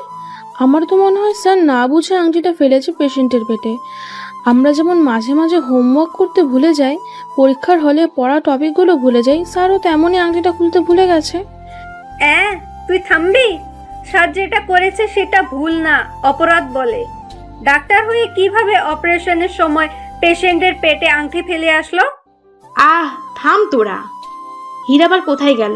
ওকে তো দেখছি না। কাল রাতে ওর কি হয়েছিল কিছুই তো শুনতে পারলাম না। তোরা আর পকপক না করে চল হীরকে খুঁজি। অমনি আমি ওদের সামনে গিয়ে দাঁড়িয়ে পড়লাম। ওদেরকে বললাম, আপুকে মানে ডক্টর নূর ম্যামকে দেখছিস তোরা? হীর, তুই ঠিক আছিস? তোতলাচ্ছিস কেন? তোদের আমি পরে সব বুঝিয়ে বলবো, তোরা প্লিজ বল না ডক্টর নূর ম্যাম কোথায়? ওরা তিনজন বলল, অপারেশন থিয়েটারে ঢুকছে। কালকে সে পেশেন্টের পেটের থেকে আংটি বের করতে। কিন্তু কেন বলো তো? অপারেশন থিয়েটারে, তার মানে তো 3-4 ঘন্টা পর আপু বের হবে। এখন কাকে বলবো? আর আপু কি বিশ্বাস করবে আমার কথা? ওরা তিনজন আমাকে ঝাঁকিয়ে বলল, কি বিড়বিড় করছিস? কিছু না, আমার কিছু ভালো লাগছে না। কথাটা বলে ওখান থেকে চলে আসলাম আমি। 3 ঘন্টা পর অপারেশন থিয়েটারের সামনে বসে রইলাম। আপু এখনো বের হলো না। সন্ধ্যা হয়ে গেল, কিচ্ছু মাথায় আসছে না আমার। চট করে মনে পড়লো সন্ধ্যার পরই তো ওই নার্সকে হৃদের বাকি টাকাটা দেওয়ার কথা ছিল। আমি উঠে হৃদের চেম্বারের সামনে আসলাম। দেখলাম নার্সটা এদিকে ওদিকে তাকে চুপি চুপি ওর চেম্বারে ঢুকছে। এটাই সুযোগ। একটু দরজা আলগা করে দেখতে পেলাম তারা নিজেদের অপরাধের কথা বলছে। আমি ঝট করে ওদের সব কথা আমার মোবাইলে ভিডিও রেকর্ড করে নিলাম। নূর আপু ফেসবুক আইডিতে মেসেঞ্জারে ভিডিওটা সেন্ড করে থানায় ছুটলাম আমি। হৃদ যে কতটা খারাপ আমি জানি। এই ভিডিও করেছি জানলে যেভাবেই হোক এটা ডিলিট করে দেবে। তাই এখানে কাউকে না বলে সোজা থানায় আসলাম। এসে স্যারকে ছাড়ানোর পর তারপর মুখোশটা টেনে সকলের সামনে খুলবো। থানায় এসে ভিডিওটা মেঘ স্যারকে দেখিয়ে বললাম, আমি আপনাকে আর এখানে থাকতে দিব না স্যার। আমি সব প্রমাণ নিয়ে এসেছি। আপনি যে নির্দোষ, যে অপরাধ করেছে সে শাস্তি পাবে। হাত বাড়িয়ে মোবাইলটা স্যারের কাছে চাইলাম। বললাম, দিন স্যার, এটা পুলিশকে দেখাবো। স্যার নীরবে ভিডিওটা ডিলিট করে দিলেন। দেখা মাত্র আমি মোবাইলটা স্যারের হাত থেকে টেনে দিলাম। অসহায় দৃষ্টিতে তাকিয়ে বললাম, এটা আপনি কি করলেন স্যার? এত কষ্ট করে জোগাড় করেছিলাম ভিডিওটা আমি। স্যার আমার মাথায় হাত রেখে দু চোখ বন্ধ করে আস্তে করে বললেন, হীর, এখান থেকে চলে যাও তুমি। আমি কান্নাজড়িত কণ্ঠে বললাম, আপনাকে আমি ছাড়াতে এসেছিলাম স্যার। আমি জানি আপনি কিছু করেননি। টিভিতে নিউজে আসছে, হসপিটালে বলা বলি হচ্ছে আপনি খুব খারাপ। কিন্তু আপনি তো একজন সৎ আদর্শবান ডাক্তার। সবাইকে জানতে হবে আপনি কোনো অপরাধ করেননি। আর আসল অপরাধীকে শাস্তিও পেতে হবে। তাতে কি লাভ? আমার নিজের বাবা তো আমাকে বিশ্বাস করেনি। আর নূর, ওকে তো আমি নিজের থেকে বেশি ভালোবেসেছিলাম। ও কখনো আমার ভালোবাসাটা বোঝেনি, কখনো না। এই ছেলেটাকেই ভালোবেসে এসেছে আমার নূর। জানো, যেদিন ওকে আমি প্রপোজ করেছিলাম আমার উপর হেসেছিল, খুব বিশ্বাসই করলো না। ভেবেছিল আমি মজা করছি ওর সাথে। তারপর হসপিটালে জয়েন করার পর বদলে গেল নূর, পুরো বদলে গেল। বন্ধু হিসেবেও আগের মতো কথা বলতো না আমার সাথে, সারাক্ষণ কাজ নিয়ে বিজি থাকতো। আর আমি আগের মতোই বন্ধুদের নিয়ে পার্টি হই হুল্লোড় করে বেড়াতাম। বাবার আমার উপর থেকে বিশ্বাসই উঠে গিয়েছিল, বুঝে গিয়েছিল আমার দ্বারা কিচ্ছু হবে না। তাই ওকে হসপিটালে সিনিয়র পজিশন দেয়। আর ও আমাদের প্রত্যেককে শাসন করে, আমাদের ভুলগুলো চোখে আঙ্গুল দিয়ে দেখিয়ে দেয়। এর জন্য ওর সাথে কত ঝগড়া করেছি আমি। কিন্তু ধীরে ধীরে বুঝতে পেরেছিলাম শুনেছিলাম ওর ভালোবাসা দেশে ফিরছে, খুব তাড়াতাড়ি বিয়েও করবে তাকে। আমি বুঝেই গিয়েছিলাম ওকে আর কখনো পাবো না, তাই সব ছেড়ে নিজের যত খারাপ অভ্যাস ছিল সব পরিবর্তন করে হসপিটালে কর্তব্যে মন দিয়েছিলাম। বুঝতেই শিখেছিলাম পেশেন্টদের ঠোঁটে হাসি ফোটানোর মধ্যে জীবনের আসল সুখ। আজ যখন বলেছিলাম এমন কাজ আমি করিনি, বাবাও নিজের ছেলের মুখের কথা বিশ্বাস করলো না। আমি যাবো না এখান থেকে, গিয়ে কি হবে? নূরকে তো পাবো না, বরঞ্চ বরঞ্চ ও খুব কষ্ট পাবে এটা জানলে যে ওর ভালোবাসার মানুষটা এত জঘন্য একটা কাজ করেছে, এতটা জঘন্য। তাই যে বরং আমি এখানেই থাকি, বেশ ভালো আছি, কারো বকা খেতে হচ্ছে না, কারোর সাথে ঝগড়া হচ্ছে না। তুমি চলে যাও হীর, তুমি চলে যাও। আমার একটা অনুরোধ রেখো, আর এসো না এখানে। কাল হয়তো কোর্টে নেওয়া হবে আমাকে, আর আমার দিক থেকে কোনো উকিলই লড়বে না এই কেস। আবার যদি জেল হয় তাহলে আমার বাবাকে একটু দেখো, যতটুকু সময় হসপিটালে থাকবে তার একটু যত্ন নিও। বাবার লো প্রেশার, মাঝে মাঝে অসুস্থ হয়ে পড়ে, একটু পাশে দেখো তোমরা। স্যার থামুন প্লিজ, আর কিচ্ছু বলবেন না। আমি আপনাকে কিছুতেই জেলে দিতে পারবো না, কথা দিচ্ছি। আমি কাল কোর্টে ওঠার আগেই আপনাকে নিজে এসে আপনার বাবা আর আপু ছাড়িয়ে নিয়ে যাবে, তুলে নেবে আপনার বাবা এই কেসটা। কিভাবে আসবে? আমি জানি না স্যার, কিন্তু কথা যখন দিয়েছি তখন নিশ্চয় পারবো। আপনি শুধু আমাকে একটু দোয়া করুন, আমি যেন পারি। তুমি শুধু শুধুই কষ্ট করছো হীর, এটা কখনোই সম্ভব না। একটু ভরসা রাখুন স্যার, আমি আপনাকে বের করব এখান থেকে। আমি আসছি এখন, নিজের যত্ন নেবেন, আর রাতে এসে খাবার দিয়ে যাব আমি। এখানে খাবার খেতে হবে না আপনার। কথাটা শেষ করে থানা থেকে বের হলাম আমি, তখনই মোবাইলটা বেজে উঠল। রিসিভ করলে মা বলল এক্ষুনি বাড়ি চলে যেতে, কাল সকালে পারিবারিকভাবে নূর আপু আর হৃদের বিয়ে দেওয়া হবে। লকডাউন শেষ হলে তারপর ধুমধাম আমেজে অনুষ্ঠান ওঠানো হবে, আর আত্মীয় স্বজন বন্ধু বান্ধব প্রতিবেশীকে জানানো হবে। মায়ের কথা বলা শেষে হওয়ার পরে নিজেকে নিয়ে বললাম আমি, অসম্ভব। নূর আপুকে মেঘ স্যার খুব ভালোবাসে, এত ভালো একজন মানুষের সাথে এত খারাপ হতে পারে না। হৃদ খুব খারাপ, আমি কিছুতেই আমার আপুর বিয়ে ওর সাথে হতে দেব না। আর মেঘ স্যারকে দেওয়া কথাও রাখতে হবে, কিন্তু কিভাবে কি করব আমি? নিজের ভেতরে এসব ভাবতে ভাবতে একটা গাড়ি এসে থামলো আমার সামনে। দেখলাম গাড়ি থেকে আবির চৌধুরী বেরিয়ে আসলো, তার পার্সোনাল অ্যাসিস্ট্যান্টকে বলল, ছেলেটা কিছু খেয়েছে কিনা জিজ্ঞেস করো, আর আমি যে তোমাকে পাঠিয়েছি সেটা বলে না ওকে। অ্যাসিস্ট্যান্ট মাথা কাত করে সম্মত জানিয়ে থানার ভিতরে ঢুকলো। আবির চৌধুরী আমাকে দেখার আগে আমি নিজের মুখটা ঘুরিয়ে নিলাম। উনি তারপরও চিনে ফেললো আমাকে, এগিয়ে আমার পেছনে এসে দাঁড়িয়ে আমার নাম ধরে ডাকলো। আমি কেঁপে উঠলাম, পিছনে ঘুরে দাঁড়ালে জিজ্ঞেস করলো আমায়, এখানে তুমি কি করছো? থানাতে আমার ছেলেকে দেখতে এসেছো? জবাব দাও। হ্যাঁ স্যার, আসলে আসলে কি, যেইখানে সবাই ওকে গালি দিচ্ছে সেইখানে এমন একটা কাজ করার পর তোমার তো ওকে দেখতে আসার কথা না? কেন আসবার কথা নয়, স্যারকে আমি যথেষ্ট সম্মান করি তাই এখানে এসেছি। আর যে অপরাধের শাস্তি আপনি আর আপু ডক্টর ম্যাম মানে নূর ম্যাম স্যারকে দিচ্ছেন সেটা স্যার করেননি। যেদিন বুঝবেন অনেক দেরি করে ফেলবেন আপনারা। কথাগুলো বলে ইজি বাইকে উঠলাম আমি, আর আবির চৌধুরী আমার যাওয়ার পানে তাকিয়ে আছেন। আজ পর্যন্ত তার মুখের উপরে কেউ এইভাবে কথা বলেনি, তবে আমি বলেছি দেখেও কেন জানি তার মধ্যে কোনো রাগ কাজ করছে না, বরঞ্চ ভালো লাগছে এটা ভেবে যে পৃথিবীতে একটা মেয়ে অন্তত পাওয়া গেছে যে তার ছেলের কথা ভাবে, এত বড় অন্যায় করার পরও তার ছেলেকে বিশ্বাস করে। আর যদি মেঘ এই অপরাধটা না করতো তাহলে এই মেয়েটার সাথে মেঘের বিয়ে দিত, যদি বিয়ের পর একটু ওর মধ্যে বিবেকবোধ আসে। ওদিকে হসপিটালে নূরের অপারেশন শেষে ওয়াশরুমে গিয়েছে নিজের হাত মুখ ধুয়ে ফ্রেশ হতে। এরই মধ্যে নূরের মায়ের কল আসে। মোবাইলটা উঠিয়ে রিসিভ করে কাঁধে রেখে মাথা নিচু করে কান মিশিয়ে বিয়ের কথা শুনেই খুশিতে লাফ দেয়, আর ফোনটা বেসিনের মধ্যে পড়ে যায়। কলের পানিতে বন্ধ হয়ে যায় ফোন। হীর হসপিটালে এসে ভাবছে এতক্ষণে নূর মেসেঞ্জারে ঢুকে ভিডিওটা হয়তো দেখে নিয়েছে, কিন্তু না, ওয়াশরুমের থেকে চিন্তাপূর্ণ মুখ করে বের হচ্ছে নূর। হীর জানার জন্য জিজ্ঞাসা করলো, আপু আমি একটা ভিডিও পাঠিয়েছিলাম তোমাকে, তুমি কি দেখছো? আপু কিছু বলবে এরই মধ্যে হৃদ ইয়া বড় একটা ফুলের তোড়া এনে আপুর চেম্বারের দরজায় নক করে উঠলো। আপু খুশিতে গদগদ হয়ে আমাকে বলল, মাম্মাম ফোন করে বলেছে কাল ওদের বিয়ে হবে, একটু প্রাইভেসির জন্য এখান থেকে বেরিয়ে যেতে। হৃদ আমার মুখের দিকে তাকিয়ে শয়তানি হাসি হাসলো, আর আমি ধরে নিলাম ফোনে মাম্মানের সাথে কথা বলা যখন হয়েছে তখন আপু নিশ্চয়ই ভিডিওটাও দেখেছে। আপু কি তবে হৃদের প্রেমে অন্ধ হয়ে গেল যে এত বড় সত্যিটা জানার পরও হৃদকে বিয়ে করবে? হৃদের ভালোবাসে কি আপু পাগল হয়ে হয়ে গেছে। না, আমি কিছুতেই বিয়ে হতে দেব না। আমার আপুর সাথে হৃদের মতো নোংরা ছেলের বিয়ে কিছুতেই হতে পারে না। আপুর চেম্বার থেকে বেরিয়ে আসতেই মিনি, নিশি, প্রিয়া ঘিরে ধরলো আমায়। টানতে টানতে আমার সামনের দিকে নিয়ে এগিয়ে যেতে বলতে লাগলো, তোর কি হয়েছে হির?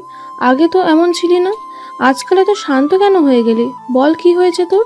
আমি কাল রাত থেকে আজ পর্যন্ত যা কিছু ঘটেছে সব খুলে বললাম ওদের। ওরা সবটা শুনে ভীষণ রেগে আছে হৃদের উপর। আমি বললাম, কাল সকালে হৃদ আর আপুর বিয়ে। মাম্মাম ফোন করেছিল, এখন আমাকে বাড়িতে যেতে হবে। তোরা একটু ভাব কোনো প্ল্যান মাথায় আসে কিনা, আমাকে ফোন করে জানাবি প্লিজ। ওদের সাথে কথা বলে আমি বাড়িতে চলে আসলাম। সারাদিন ভাবলাম কিন্তু কিছুই মাথায় আসলো না। রাতে মিনি, নিশা, প্রিয়ার সাথে ভিডিও কলে কথা বললাম, ওদের মাথাতেও কোনো প্ল্যান আসলো না। মাঝরাত না খেয়ে শুয়ে পড়েছি। বিছানায় পা গুটিয়ে বসে বসে ভাবছি কি করব। এমন সময় খাবার নিয়ে হৃদ আমার রুমে ঢুকলো। ওকে দেখা মাত্রই আমি পাশে ফল কাটা চুড়িটা নিজের হাতে নিলাম। সেটা দেখে দূর থেকে খাবারটা আমার সামনে রাখলো। খাবারটা আমার দিকে ঠেলে দিয়ে বলল, খেয়ে নে। আমি রেগে উঠে গিয়ে হৃদের সামনে দাঁড়ালাম। ওর কলারটা টেনে ধরে বললাম, মজা করতে এসেছেন এখানে? লজ্জা করে না আপনার? আর কত নিচে নামবেন আপনি? ইচ্ছে করছে আপনাকে নিজে হাতে খুন করি। একজন নির্দোষ মানুষকে এভাবে ফাঁসিয়েছেন আপনি কেন? কি দোষ করেছিল মিক্সার? উত্তর দিন। হৃদ রেগে আমার গালটা চেপে ধরে।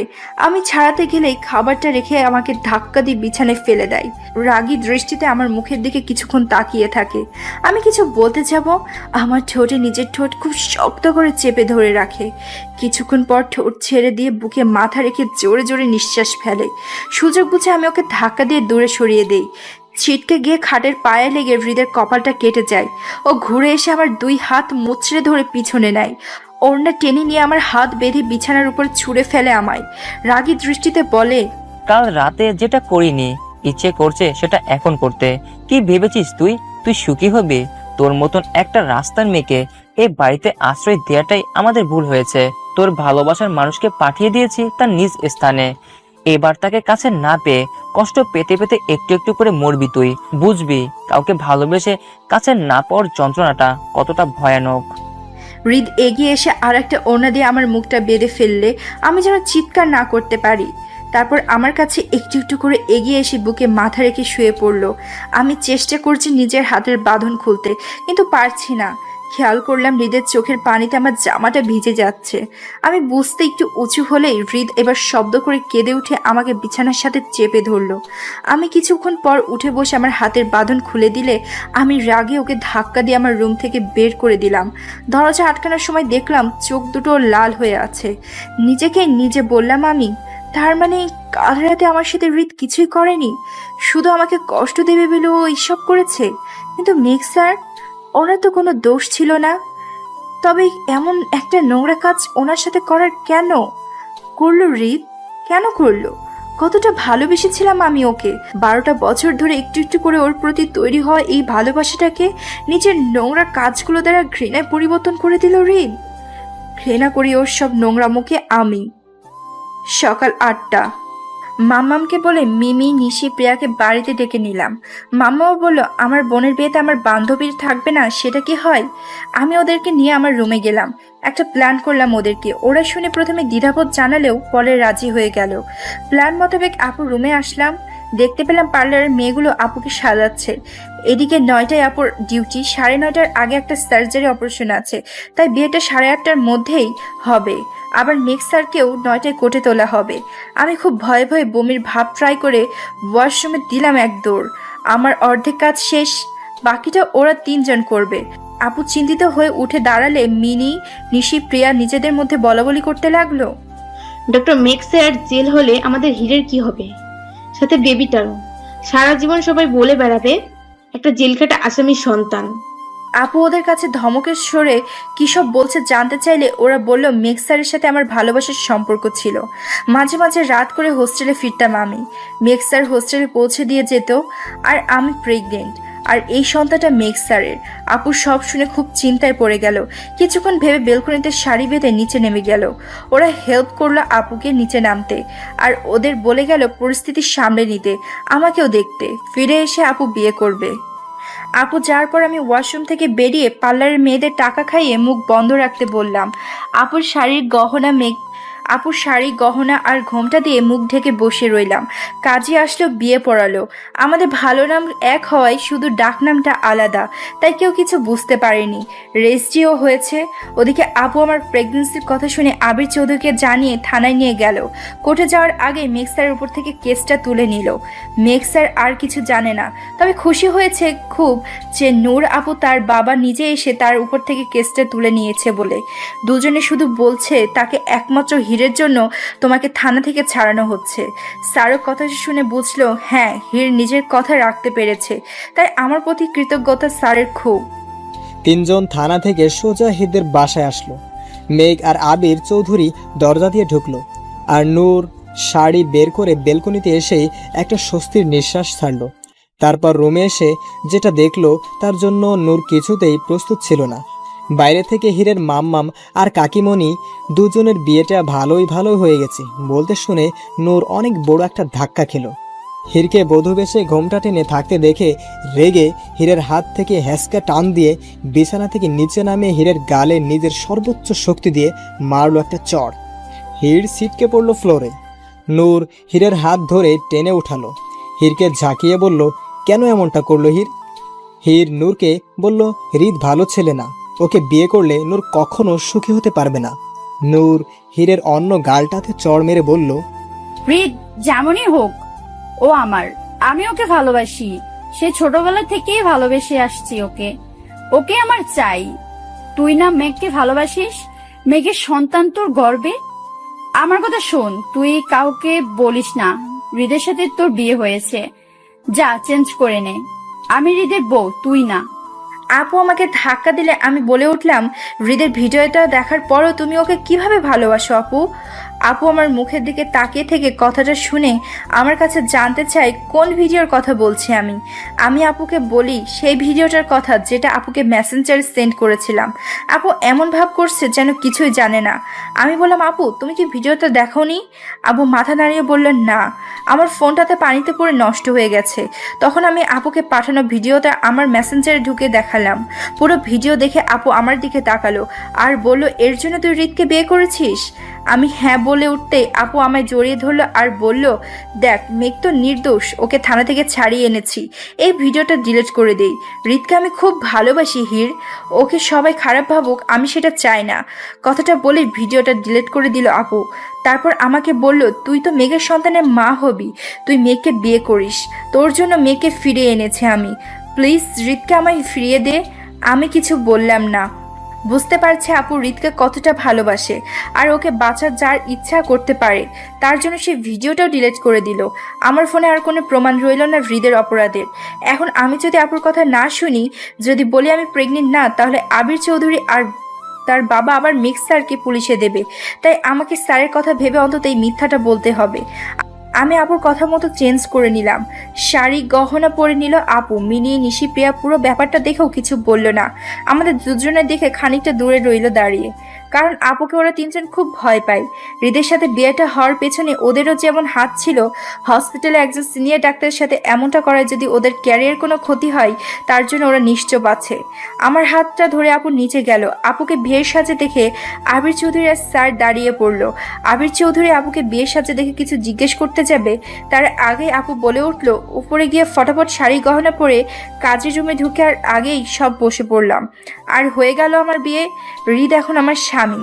আপুর মুখে কথাটা শুনে স্যার কষ্ট পেল, অসহায় দৃষ্টিতে তাকিয়ে রইল আপুর দিকে। আপু চিৎকার করে সকলের দৃষ্টি আকর্ষণ করে বলল, হীরের সাথে মেঘের বিয়ে দিতে। হীর মেঘের সন্তানের মা হতে চলেছে। আপুর কথা শুনে স্যারের ধ্যান ফিরল, ভাবলো এ কি বলছে নূর। এগিয়ে এসে আপু আমার সামনে দাঁড়িয়ে বলল, মাথা খারাপ হয়ে গেছে তোর? তুই আমাকে এতটা দোষচরিত্র মনে করিস যে আমি একটা স্টুডেন্টের সাথে অবৈধভাবে ওসব করব? নিজের ভুল স্বীকার করো। হীরের সাথে যে সত্য তোমার কোনো সম্পর্ক ছিল সেটা আমি বিশ্বাস করি। হীর যখন বলেছে ওর সন্তান, তখন তোমারই। স্যার কিছুতেই তার বাবাকে বোঝাতে পারছে না। আবির চৌধুরী কড়া গলায় বলল, হীরকেই তোমার বিয়ে করতে হবে। আর আমার মনে হয় তোমাকে হীর অনেক ভালোবাসে। কাল যখন সবাই তোমাকে নিয়ে নানান কথা বলা, তখন একমাত্র হীরেই তোমাকে বিশ্বাস করেছে। হীরকে তুমি বিয়ে করবে, আর এটাই আমার শেষ কথা। স্যার ঘুরে এসে আমার সামনে দাঁড়ালো। আমাকে কিছু বলার আগে আমি বলে উঠলাম, আপনার সাথে আলাদাভাবে একটু কথা বলতে চাই আমি।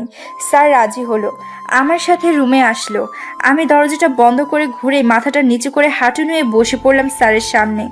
স্যারের কাছে ক্ষমা চাইলাম আর বললাম, এই মিথ্যাটা ছাড়া আপনাকে থানা থেকে ছাড়াতে পারতাম না আমি স্যার, আর আপনার ভালোবাসার নূর আপুকেও আপনার কাছে ফিরিয়ে দিতে পারতাম না। আমি আপনাকে খুব সম্মান করি স্যার, যদি আমার কোনো ভুল হয়ে থাকে এতে আমাকে ক্ষমা করবেন। স্যার মুখটা মলিন করে বলল, নূরের তো বিয়ে হয়ে গেছে হৃদের সাথে। আমি মাথা ঝাঁকিয়ে বললাম, না স্যার। উঠে দাঁড়িয়ে স্যারের মুখোমুখি হয়ে বললাম, না হয়নি, আপনার নূরের সাথে বিয়ে হয়নি, হৃদের বিয়ে হয়েছে আমার সাথে। কিন্তু আপু হৃদকে অন্ধের মতো ভালোবেসে গিয়েছে, তাই হৃদের সব অপরাধের কথা জেনে ওকে শাস্তি দিতে চায় না। আর এই মিথ্যাটা না বললে আপনাকে আপনার বাবা আবার পুলিশে দেবে, তাই এই মিথ্যাটা আমাকে বলতে হয়েছে। আপনার কাছে একটাই অনুরোধ স্যার, একটু অভিনয় করুন, নিচে গিয়ে বলুন আমাকে বিয়ে করবেন, কিন্তু আজ না, কিছুদিন পর। আমি আপনাকে কথা দিচ্ছি, কিছুদিনের মধ্যে আপুর মনের মাঝে আপনার প্রতি ভালোবাসা তৈরি করব। আপু আপনার থেকেও বেশি ভালোবাসবে আপনাকে। আর তোমার কি হবে? জেনে বুঝে হৃদের মতো একটা খারাপ ছেলেকে বিয়ে করেছো তুমি। ওকে পারবে কখনো ভালোবাসতে, সুখী হতে? আমি স্যারকে বললাম, ওকে তো আমি 12 বছর ধরে ভালোবেসে এসেছি স্যার, কিন্তু ও নিজের এসব নোংরা কাজের জন্য আমার চোখে আজ অনেকটা নিচে নেমে গেছে। এখন ভালোবাসার জায়গাটা পূর্ণ হয়েছে ঘৃণায়। কথাটা শুনে স্যার বলল, চলো হীর। স্যার আমার হাতটা ধরে নিচে নামলেন, সকলকে উদ্দেশ্য করে বললেন, হীরের গর্ভের সন্তান আমার, আর হীরকে আমি বিয়ে করব, কিন্তু এখন নয়, কিছুদিন পর। আবির চৌধুরী রেগে গিয়ে বললেন, বিয়ে তোমাকে আজই করতে হবে মেঘ। তখন আমি তাকে বোঝালাম, স্যার যখন চাচ্ছে কিছুদিন সময় নিতে নিক, স্যার নিজের সন্তানকে স্বীকার করেছেন, এটাই অনেক। বিয়ে আজ হোক বা কিছুদিন পর, তাতে আমার কোনো সমস্যা নেই। আমার মুখের কথাটা শুনে হৃদ রেগে বসা থেকে উঠে দাঁড়িয়ে হাতের শরবতের গ্লাসটা ফ্লোরে ছুঁড়ে মেরে বাড়ি থেকে বেরিয়ে গেল, আর আবু হৃদের পিছনে ছুটল। আবির চৌধুরী আমার সিদ্ধান্ত মেনে নিয়ে চলে গেলেন, আর আমিও স্যারের সাথে হসপিটালে আসলাম। হসপিটালে আসার পর মিনি নিশি প্রিয়ার সাথে ক্লাসরুমে ঢুকলাম। এরই মধ্যে ডাক পড়লো, নিচে মিটিং হচ্ছে। আমরা সব স্টুডেন্টরা মিটিংয়ে আসলাম, আর আবির চৌধুরী বলল, আমি জানি মেঘ যা অপরাধ করেছে তার ক্ষমা হয় না, কিন্তু ওর সাথে আরও 2টা জীবন জড়িয়ে গেছে যারা নির্দোষ।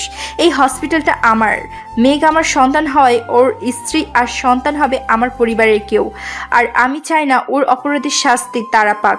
আপনারা হয়তো ভাবছেন আমি কার কথা বলছি, তাহলে শুনুন। আমার দিকে এগিয়ে এসে আমাকে দেখে নাম ধরে ডেকে বললেন, হীর। এই কথা বলছি, আমার ছেলের হবু বউ। কিছুদিন পর হীরের সাথে মেঘের বিয়ে হবে। কথাটা শুনে সকলেই অনেক অবাক হলো। আবির চৌধুরী আবারও বললেন, যেহেতু হসপিটালে মেঘের পজিশনটা ডক্টর হৃদকে দিয়েছি, সেহেতু আমি কনফিউজড মেঘকে এখন কোন পজিশনটা দেব। তাই আমি চাই হসপিটালের সকল কার্যক্রম নতুন করে শুরু করতে। সকল ডাক্তার, নার্স, স্টুডেন্ট আর স্টাফদের মধ্যে ভোটের আয়োজন করা হবে। যে যাকে যোগ্য মনে করবে তাকে ভোট দেবে। যাদের ভোট সর্বোচ্চ হবে তারাই হবে হসপিটালের কাজের দায়িত্বে সর্বস্তরের প্রধান। যে যে নিজেকে যোগ্য মনে করবে তাদের নামের লিস্ট আমার চেম্বারে এসে দিয়ে যাবেন। আপনারা যা ইচ্ছা ভাবে একে অপরের কাছ থেকে ভোট চাইতে পারবেন। 2 দিন পর আপনাদের ভোট প্রদানের কাজ সম্পূর্ণ হবে। এই 2 দিন স্টুডেন্টদের কোনো ক্লাস হবে না। নিজের কথা শেষ করে চলে গেলেন আবির চৌধুরী। সকলের মধ্যে বিবেচনা হচ্ছে কে কাকে ভোট দিবে। আপু নিজের নাম বাদ দিয়ে হৃদের নামটা লিস্টে বসিয়ে দিয়েছে। সে ভাবছে মিক্সারকে কেউ ভোট দিবে না। সকল ডাক্তার আপুকে অনেক অনুরোধ করার পরেও আপু নিজের নামটা বদল করে হৃদের নামটা বসিয়ে হৃদকে সাপোর্ট করে। সকলে অনুরোধ করে হৃদকে বিদেশ থেকে পড়াশোনা করা ভালো ডাক্তার, ওকে ভোট দিলে হসপিটালের জন্য ভালো হবে। সকলে রাজি হয়ে যায় হৃদকে ভোট দেওয়ার জন্য। এদিকে স্টুডেন্টের মধ্যে প্রিয়া, মিনি, নিশি আর আমি দাঁড়িয়ে আছি ইলেকশনে। হৃদকে কোথাও খুঁজে দেখছি না হসপিটালে। আমি হৃদকে খুঁজতে খুঁজতে ওর চেম্বারে চলে আসলাম। দরজায় নক করে কোনো সাড়া শব্দ না পেয়ে ভেতরে ঢুকে দেখলাম টেবিলের উপরে মদের বোতল রাখা। বোতল নিয়ে বসে আছে আর মাতলামো করে মদ খাচ্ছে। আমাকে দেখে বোতলটা এক বাড়ি দিয়ে ভেঙে ফেললো। আমি এগিয়ে আসতে ভাঙা বোতলটা একটানে আমার পেটে পর্যন্ত নিয়ে আসলো। আমি ভয়ে চোখ বন্ধ করে চিৎকার দিয়ে উঠলাম, আ! আর হৃদ থেমে গেল। আমাকে বললো, তুই সত্যি সত্যি একটা নষ্টা। আমি চোখ খুলে দেখলাম বোতলের ভাঙা অংশটুকু নিজের হাতের মধ্যে খুব শক্ত করে মুঠো করে বন্দি করে চেপে রেখেছে, আর রক্ত বেয়ে পড়ছে ওর হাত থেকে। ওর চোখ দুটো লাল হয়ে আছে আর আবল তাবল বকছে। এমন অবস্থায় ওকে দেখে খুব কষ্ট হচ্ছে আমার। কিন্তু কেন করছো এমন? আমি ওর হাত থেকে ভাঙা বোতলটা একটানে নিচে নিয়ে ফেলে দিলাম। দেখলাম ছোট ছোট কাঁচ হাতের লেগে আছে। আমি ছাড়াতে গেলে আমার চুলের মুঠি টেনে ধরে বসলো। আমাকে টেবিলের উপর উল্টো ঘুরিয়ে চেপে ধরে বলল, তোর সন্তানকে আমি এই পৃথিবীতে কখনোই আসতে দেব না। মেঘের সন্তানকে নিজের গর্ভে এনে তুই আমার ভালোবাসাকে অপবিত্র করেছিস। তোর ওপর রাগ দেখিয়ে নূরকে বিয়ে করে আমি ভুল করেছি। ওকে আমি ডিভোর্স দিব, আর এই হাতে তোর ভালোবাসার মেঘকে খুন করব আমি। আমি হৃদকে সরিয়ে দিয়ে উঠে দাঁড়ালাম। টেবিলের উপরে বসে হৃদকে টেনে চিৎকার করে বললাম, কি হয়েছে আপনার? এমন করছেন কেন আপনি? তাকান আমার দিকে। কিসের এত শত্রুতা মেঘ স্যারের সাথে আপনার? একটু আগে আপনি কি বললেন? আমাকে আপনি ভালোবাসেন? বলেন ভালোবাসেন। হৃদ আমাকে ধাক্কা দিয়ে সরিয়ে দিয়ে বলল, ঘৃণা করি তোকে আমি। আমি এগিয়ে এসে আবার ওর কাছে জানতে চাইলাম। ঝাঁকিয়ে বললাম, ওকে বলেন কি হয়েছে আপনার? আপনার মনের মধ্যে কি? নিজেকে কেন কষ্ট দিচ্ছেন এভাবে? কেন খুন করবেন আপনি মেঘ স্যারকে? কেন ফাঁসিয়েছিলেন স্যারকে? ওনাকে তো আপনি চিনতেনও না, তাহলে কেন করলেন এসব? হৃদয় রক্তাক্ত হাতটা আমার গালে চেপে ধরলো। আমার মুখের সামনে নিজের মুখটা এনে চিৎকার করে বলল, তোর জন্য ছোটবেলায় তোর সাথে আমি যা যা অন্যায় করেছি তার জন্য নিজের ভেতরে অনেক অপরাধবোধ ভুগছি, কিন্তু নিজের ভুল শুধরানোর সুযোগ পাইনি। তার আগে বাবা মা আমাকে দেশের বাইরে পাঠিয়ে দিয়েছে। ওখানে যাওয়ার পরও আমি শুধুই তোর কথা ভেবেছি। তোর কথা ভাবতে ভাবতে ভালোবেসে ফেলেছিলাম তোকে আমি। এতগুলো বছর পর দেশে ফিরে ভেবেছিলাম তোকে নিজের মনের কথা সব খুলে বলবো, কিন্তু না। এয়ারপোর্ট থেকে ফেরার সময় নূর আমাকে বলেছে মেঘ আর তোর অবৈধ সম্পর্কের কথা। এটাও বলেছে তুই আমাকে ঘৃণা করিস আমাকে তুই। কথাটা বলে কেঁদে উঠল হৃদ। আমাকে ছেড়ে দিয়ে টেবিলের উপরে শুয়ে পড়ল। আমি কিছুক্ষণ নীরব থেকে ওকে টেনে উঠিয়ে বসালাম।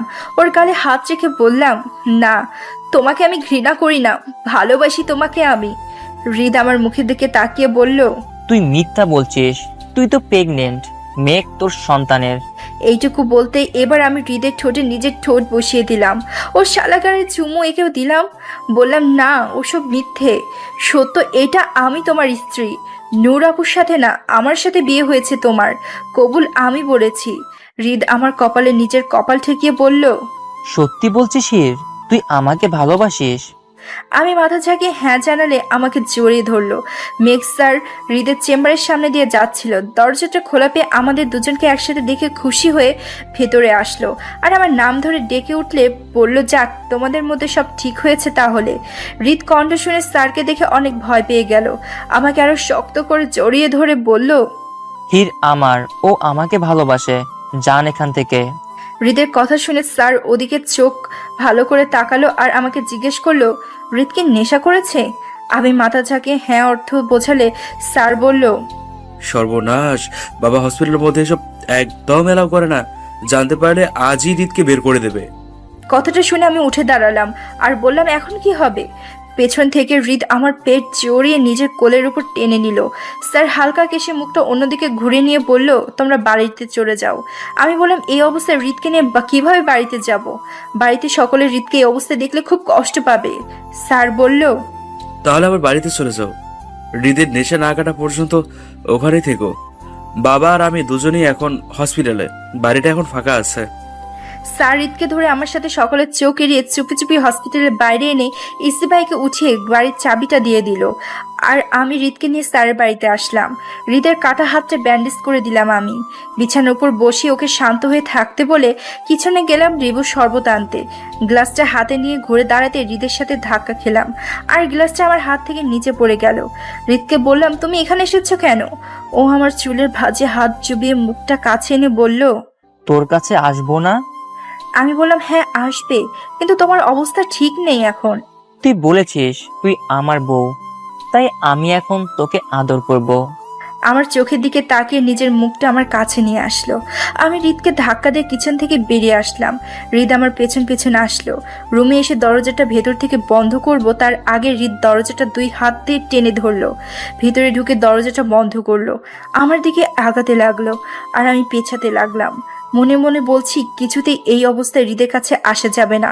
এর মধ্যে হৃদ আমার কাছে এসে হীরের ঠোঁট দুটো নিজের দখলে নিয়ে নেয় যদ। হীর দুহাত দিয়ে হৃদের বুকে হাত রেখে ঠেলছে, আর হৃদ সেটাতে বিরক্ত বোধ করে হীরের হাত দুটো শক্ত করে ধরে বিছানার উপর এনে ফেলে হীরের হাতের আঙ্গুলে আঙ্গুল চেপে ঠোঁটে গালে আর বুকে কিস করে চলেছে। কিছুক্ষণ এমন জোর করার পর নিজেকে ছাড়াতে না পেরে হিরো আর বাধা দেয় না। হৃদ নিজের হাত ছেড়ে দিলে ওকে ঠেলে শুইয়ে দিয়ে হীর ওর বুকে আসলো। জদের শার্টের বোতামগুলো খুলতে লাগলো হীর। সেটা দেখে হৃদও হীরকে ঘুরিয়ে পিঠের থেকে চুল সরিয়ে জামার চেইন খুলল। আবার ঘুরিয়ে নিয়ে হীরের বুকের উপর এসে পা দিয়ে নিজের পা দুটো চেপে ধরল। জামাটা টেনে পেট পর্যন্ত আনতেই হীর ওর পিঠে হাত রাখে খামচে ধরে, আর শক্ত করে ওর নিজের বুকের সাথে চেপে ধরে নিজেকে সমর্পণ করে দেয় হীর ওর ভালোবাসার কাছে। 2 ঘন্টা পর হৃদ ঘুমিয়ে আছে। হীর ঠেলে ওকে নিজের উপর থেকে সরিয়ে দেয়। জামাটা পরে পিঠে হাত পৌঁছিয়ে চেইনটা লাগালো। হৃদকে এবার ডাকলো হীর, কিন্তু ও উঠল না। মনে হয় নেশা এখনো কাটেনি। ওর বুকে আর গালে ঠোঁটের পরশ ছুঁয়ে শার্টের বোতামটা লাগিয়ে দিল হীর। আয়নার সামনে দাঁড়িয়ে নিজেকে দেখে মুসকি মুসকি হাসছে হীর। তারপর কিচেনে গিয়ে লেবুর পানি এনে হৃদকে ডেকে উঠিয়ে জোর করে খাওয়ালো হীর।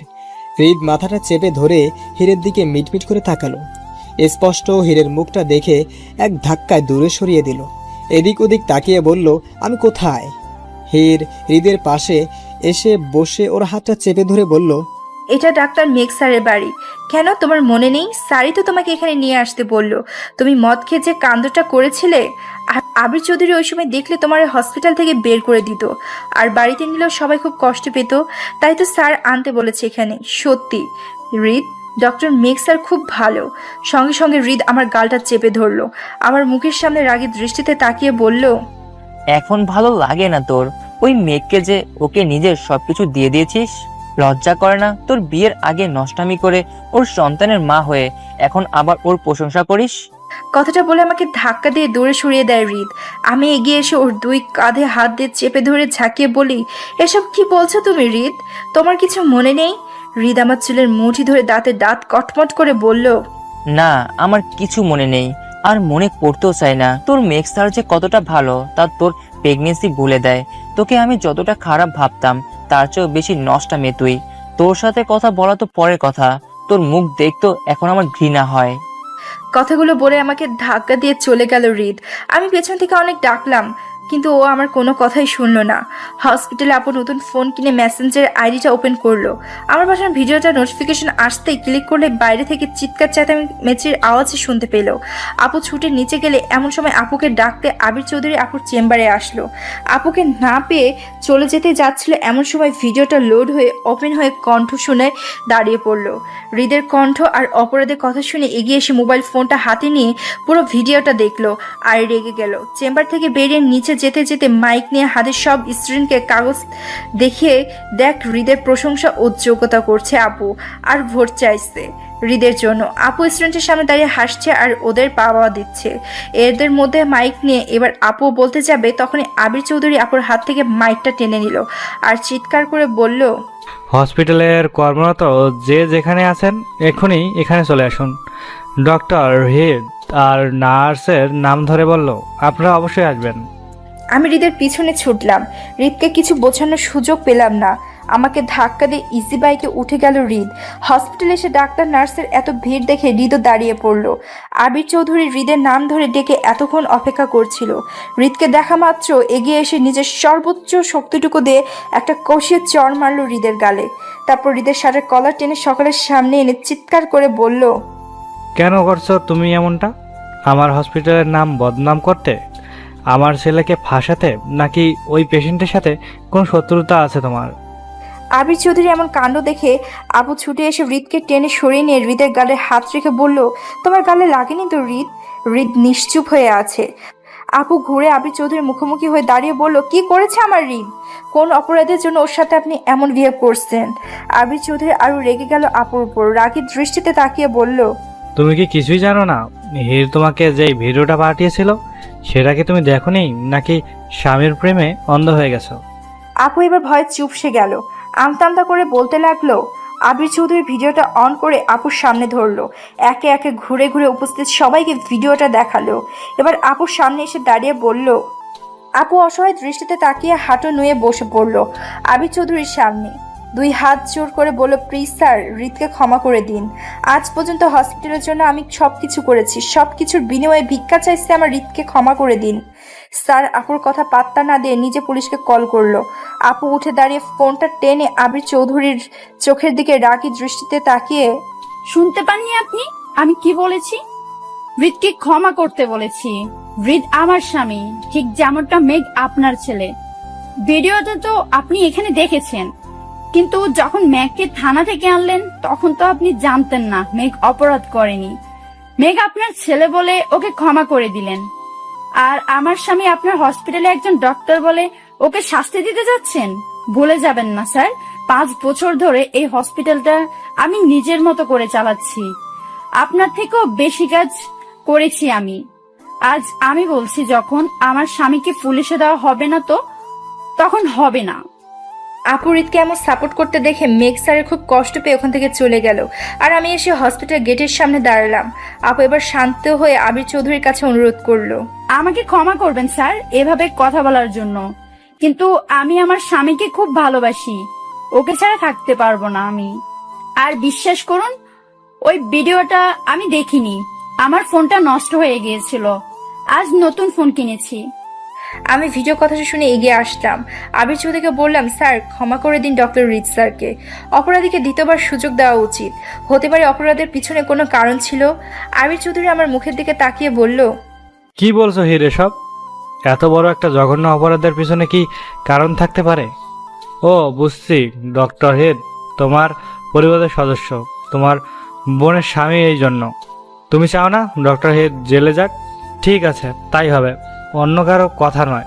তোমার জন্য ডক্টর হেডকে এবারের মতন ক্ষমা করে দিচ্ছে। এই অবস্থায় তুমি চিন্তামুক্ত থাকো, সেটাই চাই আমি। তবে আমার একটা শর্ত আছে, আমি বংশের প্রদীপ মেঘের সন্তান যেন কোনো ক্ষতি না হয়। কথা দাও এই কয়েক মাস নিজের যত্ন ঠিকভাবে নেবে, সবসময় হাসি খুশি থাকবে, সাবধানে থাকবে। আমি মাথা নাড়িয়ে হ্যাঁ অর্থ বোঝালে উনি আমার মাথায় হাত রেখে চলে গেলেন। আমি ভাবছি ওনাকে সত্যিটা বলা খুব জটিল হয়ে যাবে। যদি জানতে পারে আমি প্রেগনেন্ট না, তাহলে রিতকে পুলিশে দেবে। না, এটা হতে দেওয়া যাবে না। রিত যা করেছে আবেগের বশে করেছে, আমাকে ভালোবেসে অন্ধ হয়ে করেছে। সঠিক সময় না আসা পর্যন্ত আমাকে প্রেগনেন্সির সত্যটা লুকাতে হবে, আর রিতকে বোঝাতে হবে। একে একে ভিড় কমতে লাগলো। রিত আপুকে বলল, তুমি খুব ভালো নূর, আমাকে এতটা ভালোবাসো আমি জানতাম না। আপু কিছু বলতে যাবে, হৃদয় বলে উঠলো, খুব দ্রুত তোমাকে আমি ডিভোর্স দিয়ে ভালো একটা ছেলে দেখে বিয়ে দিব। দেখো সেও তোমার মতোই এতটা ভালো হবে। আমার সাথে থেকে কখনো তুমি সুখী হবে না, আমার ভালোবাসাও পাবে না। নিজের কথা শেষ করে নিজের চেম্বারে গেল হৃদ। আমি ছুটলাম হৃদের পিছনে, ছুটে হৃদের চেম্বারে গেলাম। ভেতর থেকে দরজাটা লাগিয়ে ঘুরে দাঁড়াতে চিৎকার করে বলে উঠল হৃদ, এটা কোন ধরনের অসভ্যতামি? এভাবে নক না করে কেন ঢুকেছো তুমি? আমি ওর চিৎকারকে কোনো পাত্তা না দিয়ে ছুটে সামনে এসে দাঁড়ালাম। ওর গালে হাত রেখে বললাম, তোমার কি কিছুই মনে নেই হৃদ? হৃদ আমার দুই কাঁধে হাত রেখে দূরে সরিয়ে বলতে লাগলো, হীর ওর হাত দুটো নিয়ে নিজের কোমরে গুজে দিল। হৃদ নিশ্চুপ হয়ে আছে। হীর হৃদের শার্টের কালারটা টেনে ধরে ওর বুকের সাথে মিশে গিয়ে মুখটা মলিন করে বলল, সব ভুলে গেছো? হৃদ কোনো কথা বলছে না দেখে ওর শার্টের বোতামগুলো খুলতে লাগলো হীর। হৃদ হীরের হাত দুটো ধরে বসলো। হীর বলল, কি হলো, মনে পড়ছে না? ওর দু পায়ের উপরে পা রেখে দাঁড়িয়ে একটু উঁচু হয়ে মুখের কাছে মুখটা এনে হীর বলে ওঠে, মনে করো না হৃদ? মাথাটা আঁকড়ে ধরে হৃদের ঠোঁটে ঠোঁট মিলিয়ে দেয় হীর। সঙ্গে সঙ্গে হৃদ হীরকে এক ধাক্কা দিয়ে দূরে ফেলে দিয়ে হীরের চুলের মুঠি টেনে দাঁড় করিয়ে বলে, নষ্টামি করতে এখানে আসছিস? এখন বুঝছি মেঘের তো কোনো দোষ না, নিশ্চয়ই ওকে তুই জোর করেছিলে। তুই এতটা নোংরা ভাবতে আমার ঘৃণা হচ্ছে। বল, আর কত ছেলের সাথে বেডে শুয়েছিস, কত ছেলেকে নিজের শরীর দিয়েছিস? এই বাচ্চাটা মেঘেরই নাকি অন্য কারো? আমি হৃদকে বলার চেষ্টা করলাম, হৃদ শুনলো না, আমাকে টেনে চেম্বারের বাইরে ধাক্কা মেরে ফেলে দিল। আমি ছিটকে পড়ে যেতে গেলাম, এমন সময় মেঘ স্যার এসে আমার হাতটা ধরলো, যেটা দেখে হৃদ আলো রেগে গিয়ে মুখটা ঘুরে চেম্বারের ভিতরে ঢুকে দরজাটা বন্ধ করে দিল। স্যার আমার কাছে জানতে চাইলো হৃদের রাগের কারণ। আমি স্যারকে খুব ভালোভাবে বললাম সব কিছু। স্যার সব শুনে হৃদকে বোঝাতে ওর চেম্বারের ভিতরে যেতে চাইলো। আমি স্যারকে আটকালাম, স্যারকে বললাম হৃদ এখন প্রচণ্ড রেগে আছে, আমার কথা তাই শুনছে না। আপনি গেলে যদি আপনার গায়ে হাত তোলে, ওর রাগটাকে কমুক, আমি নিজে ওকে বুঝিয়ে বলবো। নূর আপু সেখানে পেছনে দাঁড়িয়ে আমার সব বলা স্যারের কথা শুনছিল। স্যার চলে যেতেই আমার হাত ধরে টেনে নিয়ে নিজের ক্যামেরা নিয়ে বলল, হৃদ কি সত্যি তোকে ভালোবেসেছে? জবাব দেহি। মেঘকে তোকে না বলেছিলাম হৃদ আমার, মেঘের সন্তান তোর গর্বে, আর তুই হৃদের সাথে মেঘের বাড়িতে বাসর করছিস। এটা জেনেও মেঘ কেন রাগ করলো না? মেঘ কি তোকে ভালোবাসে না? উত্তর দেহি, কি চলছে তোর মনের মধ্যে? মেঘকে রেখে এখন হৃদকে ধরেছিস? আমি নূর আপুর কথা শুনে কোনো উত্তর দিলাম না, কারণ আমি জেনে গিয়েছি এই সমস্ত সমস্যার জট আপুই পাকিয়েছে। আমার চুপ থাকা দেখে বিরক্ত হয়ে আপু দুগালে চড় মারতে লাগলো। আমাকে টেনে ঝাঁকিয়ে বলল, চুপ করে আছিস কেন? আমি কাঁধ থেকে আপুর হাতটা নামিয়ে দিয়ে এবার বললাম, হৃদ আমার স্বামী, ও আমাকে ভালোবাসে। তুমি ওকে কেন বলেছিলে আপু আমি মেঘ স্যারকে ভালোবাসি? আমিও হৃদের মতোই ওকে খুব ভালোবাসি, আর আমি প্রেগনেন্ট নই। মেঘ স্যার নির্দোষ হয়ে শাস্তি পাচ্ছিল, তাই আমি মিথ্যা বলেছি। অনেক বড় ভুল করে ফেলেছো তুমি আপু, আমার কথা বিশ্বাস করো। স্যার তোমাকে অনেক ভালোবাসে। আমার আর হৃদের মাঝ থেকে তুমি সরে যাও। আপু রেগে আমাকে এক ধাক্কা দিয়ে দূরে সরিয়ে দিলে রাগের দৃষ্টিতে তাকিয়ে বলল, ভুলেও কখনো ভাববি না আমি সরে যাব হৃদের জীবন থেকে। হৃদকে আমি ছোটবেলা থেকে ভালোবাসি, এতগুলো বছর ওর জন্য অপেক্ষা করেছি আমি। হৃদকে ছোটবেলায় আমি তোর নামে উস্কাতাম, কারণ ওর চোখে তোর প্রতি ছিল ভালোবাসা। আমি ওটা ঘৃণায় পরিণত করেছিলাম তোকে আমাদের বাড়ি থেকে তাড়ানোর জন্য। হৃদের বাবা তোকে আমাদের বাড়িতে এনেছিল। একটা রাস্তার মেয়ে তুই আমাদের বাড়িতে থাকবি, সেটা হতে পারে না। বাবা মা মারা গিয়েছে, অনাথ আশ্রমে যা। তা না করে আমাদের বাড়িতে এসেছিস। সবকিছুতে তোর দাবিটা একটু বেশি ছিল, খাবার, পোশাক, এমনকি আমার খেলনার পুতুলটাও তুই আল্লাদি সরে তুলে নিজের করে নিয়েছিলি। আমি পারতাম না তোকে সহ্য করতে। একটা রাস্তার মেয়ে এত ভালোবাসা পাবার কোনো যোগ্যতা নেই। কিন্তু আমার সব আশা ভেঙে গেল যখন অনাথ আশ্রমে রেখে আসার কিছুদিন পর আমার বাবা মা তোকে দত্তক নিয়ে ফিরিয়ে আনলো। একমাত্র তোর জন্য হৃদকে দেশের বাইরে পাঠিয়ে দেওয়া হলো। আমাকে সারাটা জীবন হোস্টেলে থেকে পড়তে হলো। বাবা মায়ের আদর তুই বেশি পেয়েছিস আমার থেকে। হ্যাঁ, তোর বাবা মায়ের মৃত্যুটা কাকুমনির হাতে হয়েছে, কিন্তু সেটা ছিল অ্যাক্সিডেন্ট। তাই বলে তোকে বাড়িতে আনতে হবে? আমি আপুকে বললাম, এত রাগ আমার উপরে তোমার? একটাবার তোমাকে বলতে পারতে, তোমার যা যা নিয়েছে আমি সব ফেরত দিয়ে দিতাম আপু। আপু আমায় ঘুরিয়ে বলল, হৃদকে ফিরিয়ে দে। আমি বললাম, পারবো না আপু, হৃদ আমার স্বামী। কিসের স্বামী? কি প্রমাণ আছে হৃদ তোকে বিয়ে করেছে? পারলে প্রমাণ করে দেখা। হৃদ ফিরে আসবে শুনে তোকে আমি নিজ দায়িত্বে এই হসপিটালে অ্যাডমিশন করিয়েছিলাম, যেন তুই বাড়ি থেকে দূরে থাকতে পারিস, হোস্টেল থেকে নিজের মতো জীবনটা উপভোগ করতে পারিস। এতে যদি তোর জীবনে কেউ এসে যায়, তাহলে আমি আমার হৃদকে পাবো। বিয়ের দিন তুই যখন বললি তুই প্রেগনেন্ট, আমি বিয়ে না করে সঙ্গে সঙ্গে ছুটে থানায় গিয়ে মেঘকে ছাড়িয়ে এনেছি। তোকে ভালোবাসি বলে না। তখন আমি ভেবেছিলাম তুই যদি মেঘকে ভালোবেসে থাকিস, মেঘকে নিয়ে সুখী হোস, তাহলে হৃদ তোকে অনেক ঘৃণা করবে, আর ওর মনে আমি দ্রুত নিজের জায়গা করে নেব। আর এখন বলছিস তুই প্রেগনেন্ট না, সমস্যা নেই, তুই যাই বলিস না কেন, তোর কেরিয়ারের ক্ষতি হবে। আবির চৌধুরী হসপিটাল, তুই তার ভাবনা নিয়ে, ফিলিংস নিয়ে খেলেছিস। ভুলে যাস না তুই তাকে কি কথা দিয়েছিলি। নিজের ভালো চাস তো মেঘকে বিয়ে করে নে, প্রেগনেন্ট হয়ে সন্তানের যত্ন নে। এখন যা আমার সামনে থেকে। বলে একটা ধাক্কা দিল আপু। আমি কিছুটা ছিটকে গিয়ে দরজার সাথে ঘা খেয়ে কপালটা কেটে গেল। আমার কপাল থেকে রক্ত ঝরছে, সেদিকে আমার খেয়াল নেই। ভাবছি এটা আমার কোন আপু। আপুর কেবিন থেকে বেরিয়ে আনমনা হয়ে হাঁটছি। হঠাৎ কারোর হাতে স্পর্শ পেয়ে ঘুরে দাঁড়াতে কেউ আমার কাছে টেনে নিল, আর এবার থুতনিতে হাত রেখে রুমাল দিয়ে কপালের রক্ত মুছতে লাগ। আমি চোখ তুলে হৃদের মুখটা দেখে কেঁদে উঠে ওকে শক্ত করে জড়িয়ে ধরলাম। বললাম, তুমি এসেছো হৃদ, তোমার মনে পড়েছে সব? হৃদ ছলছল চোখে আমাকে টেনে মুখটা ধরে কিছুক্ষণ তাকিয়ে থেকে বলল, আমাকে ক্ষমা করে দে হির, আর কখনো তোকে আমি ভুল বুঝবো না। মেঘ আমাকে সব বলেছে, তুই শুধু আমার। প্রতিদিন ভালোবাসার নতুন নতুন গল্প পেতে চ্যানেলটি সাবস্ক্রাইব করে পাশে থাকা বেল বাটনে ক্লিক করুন।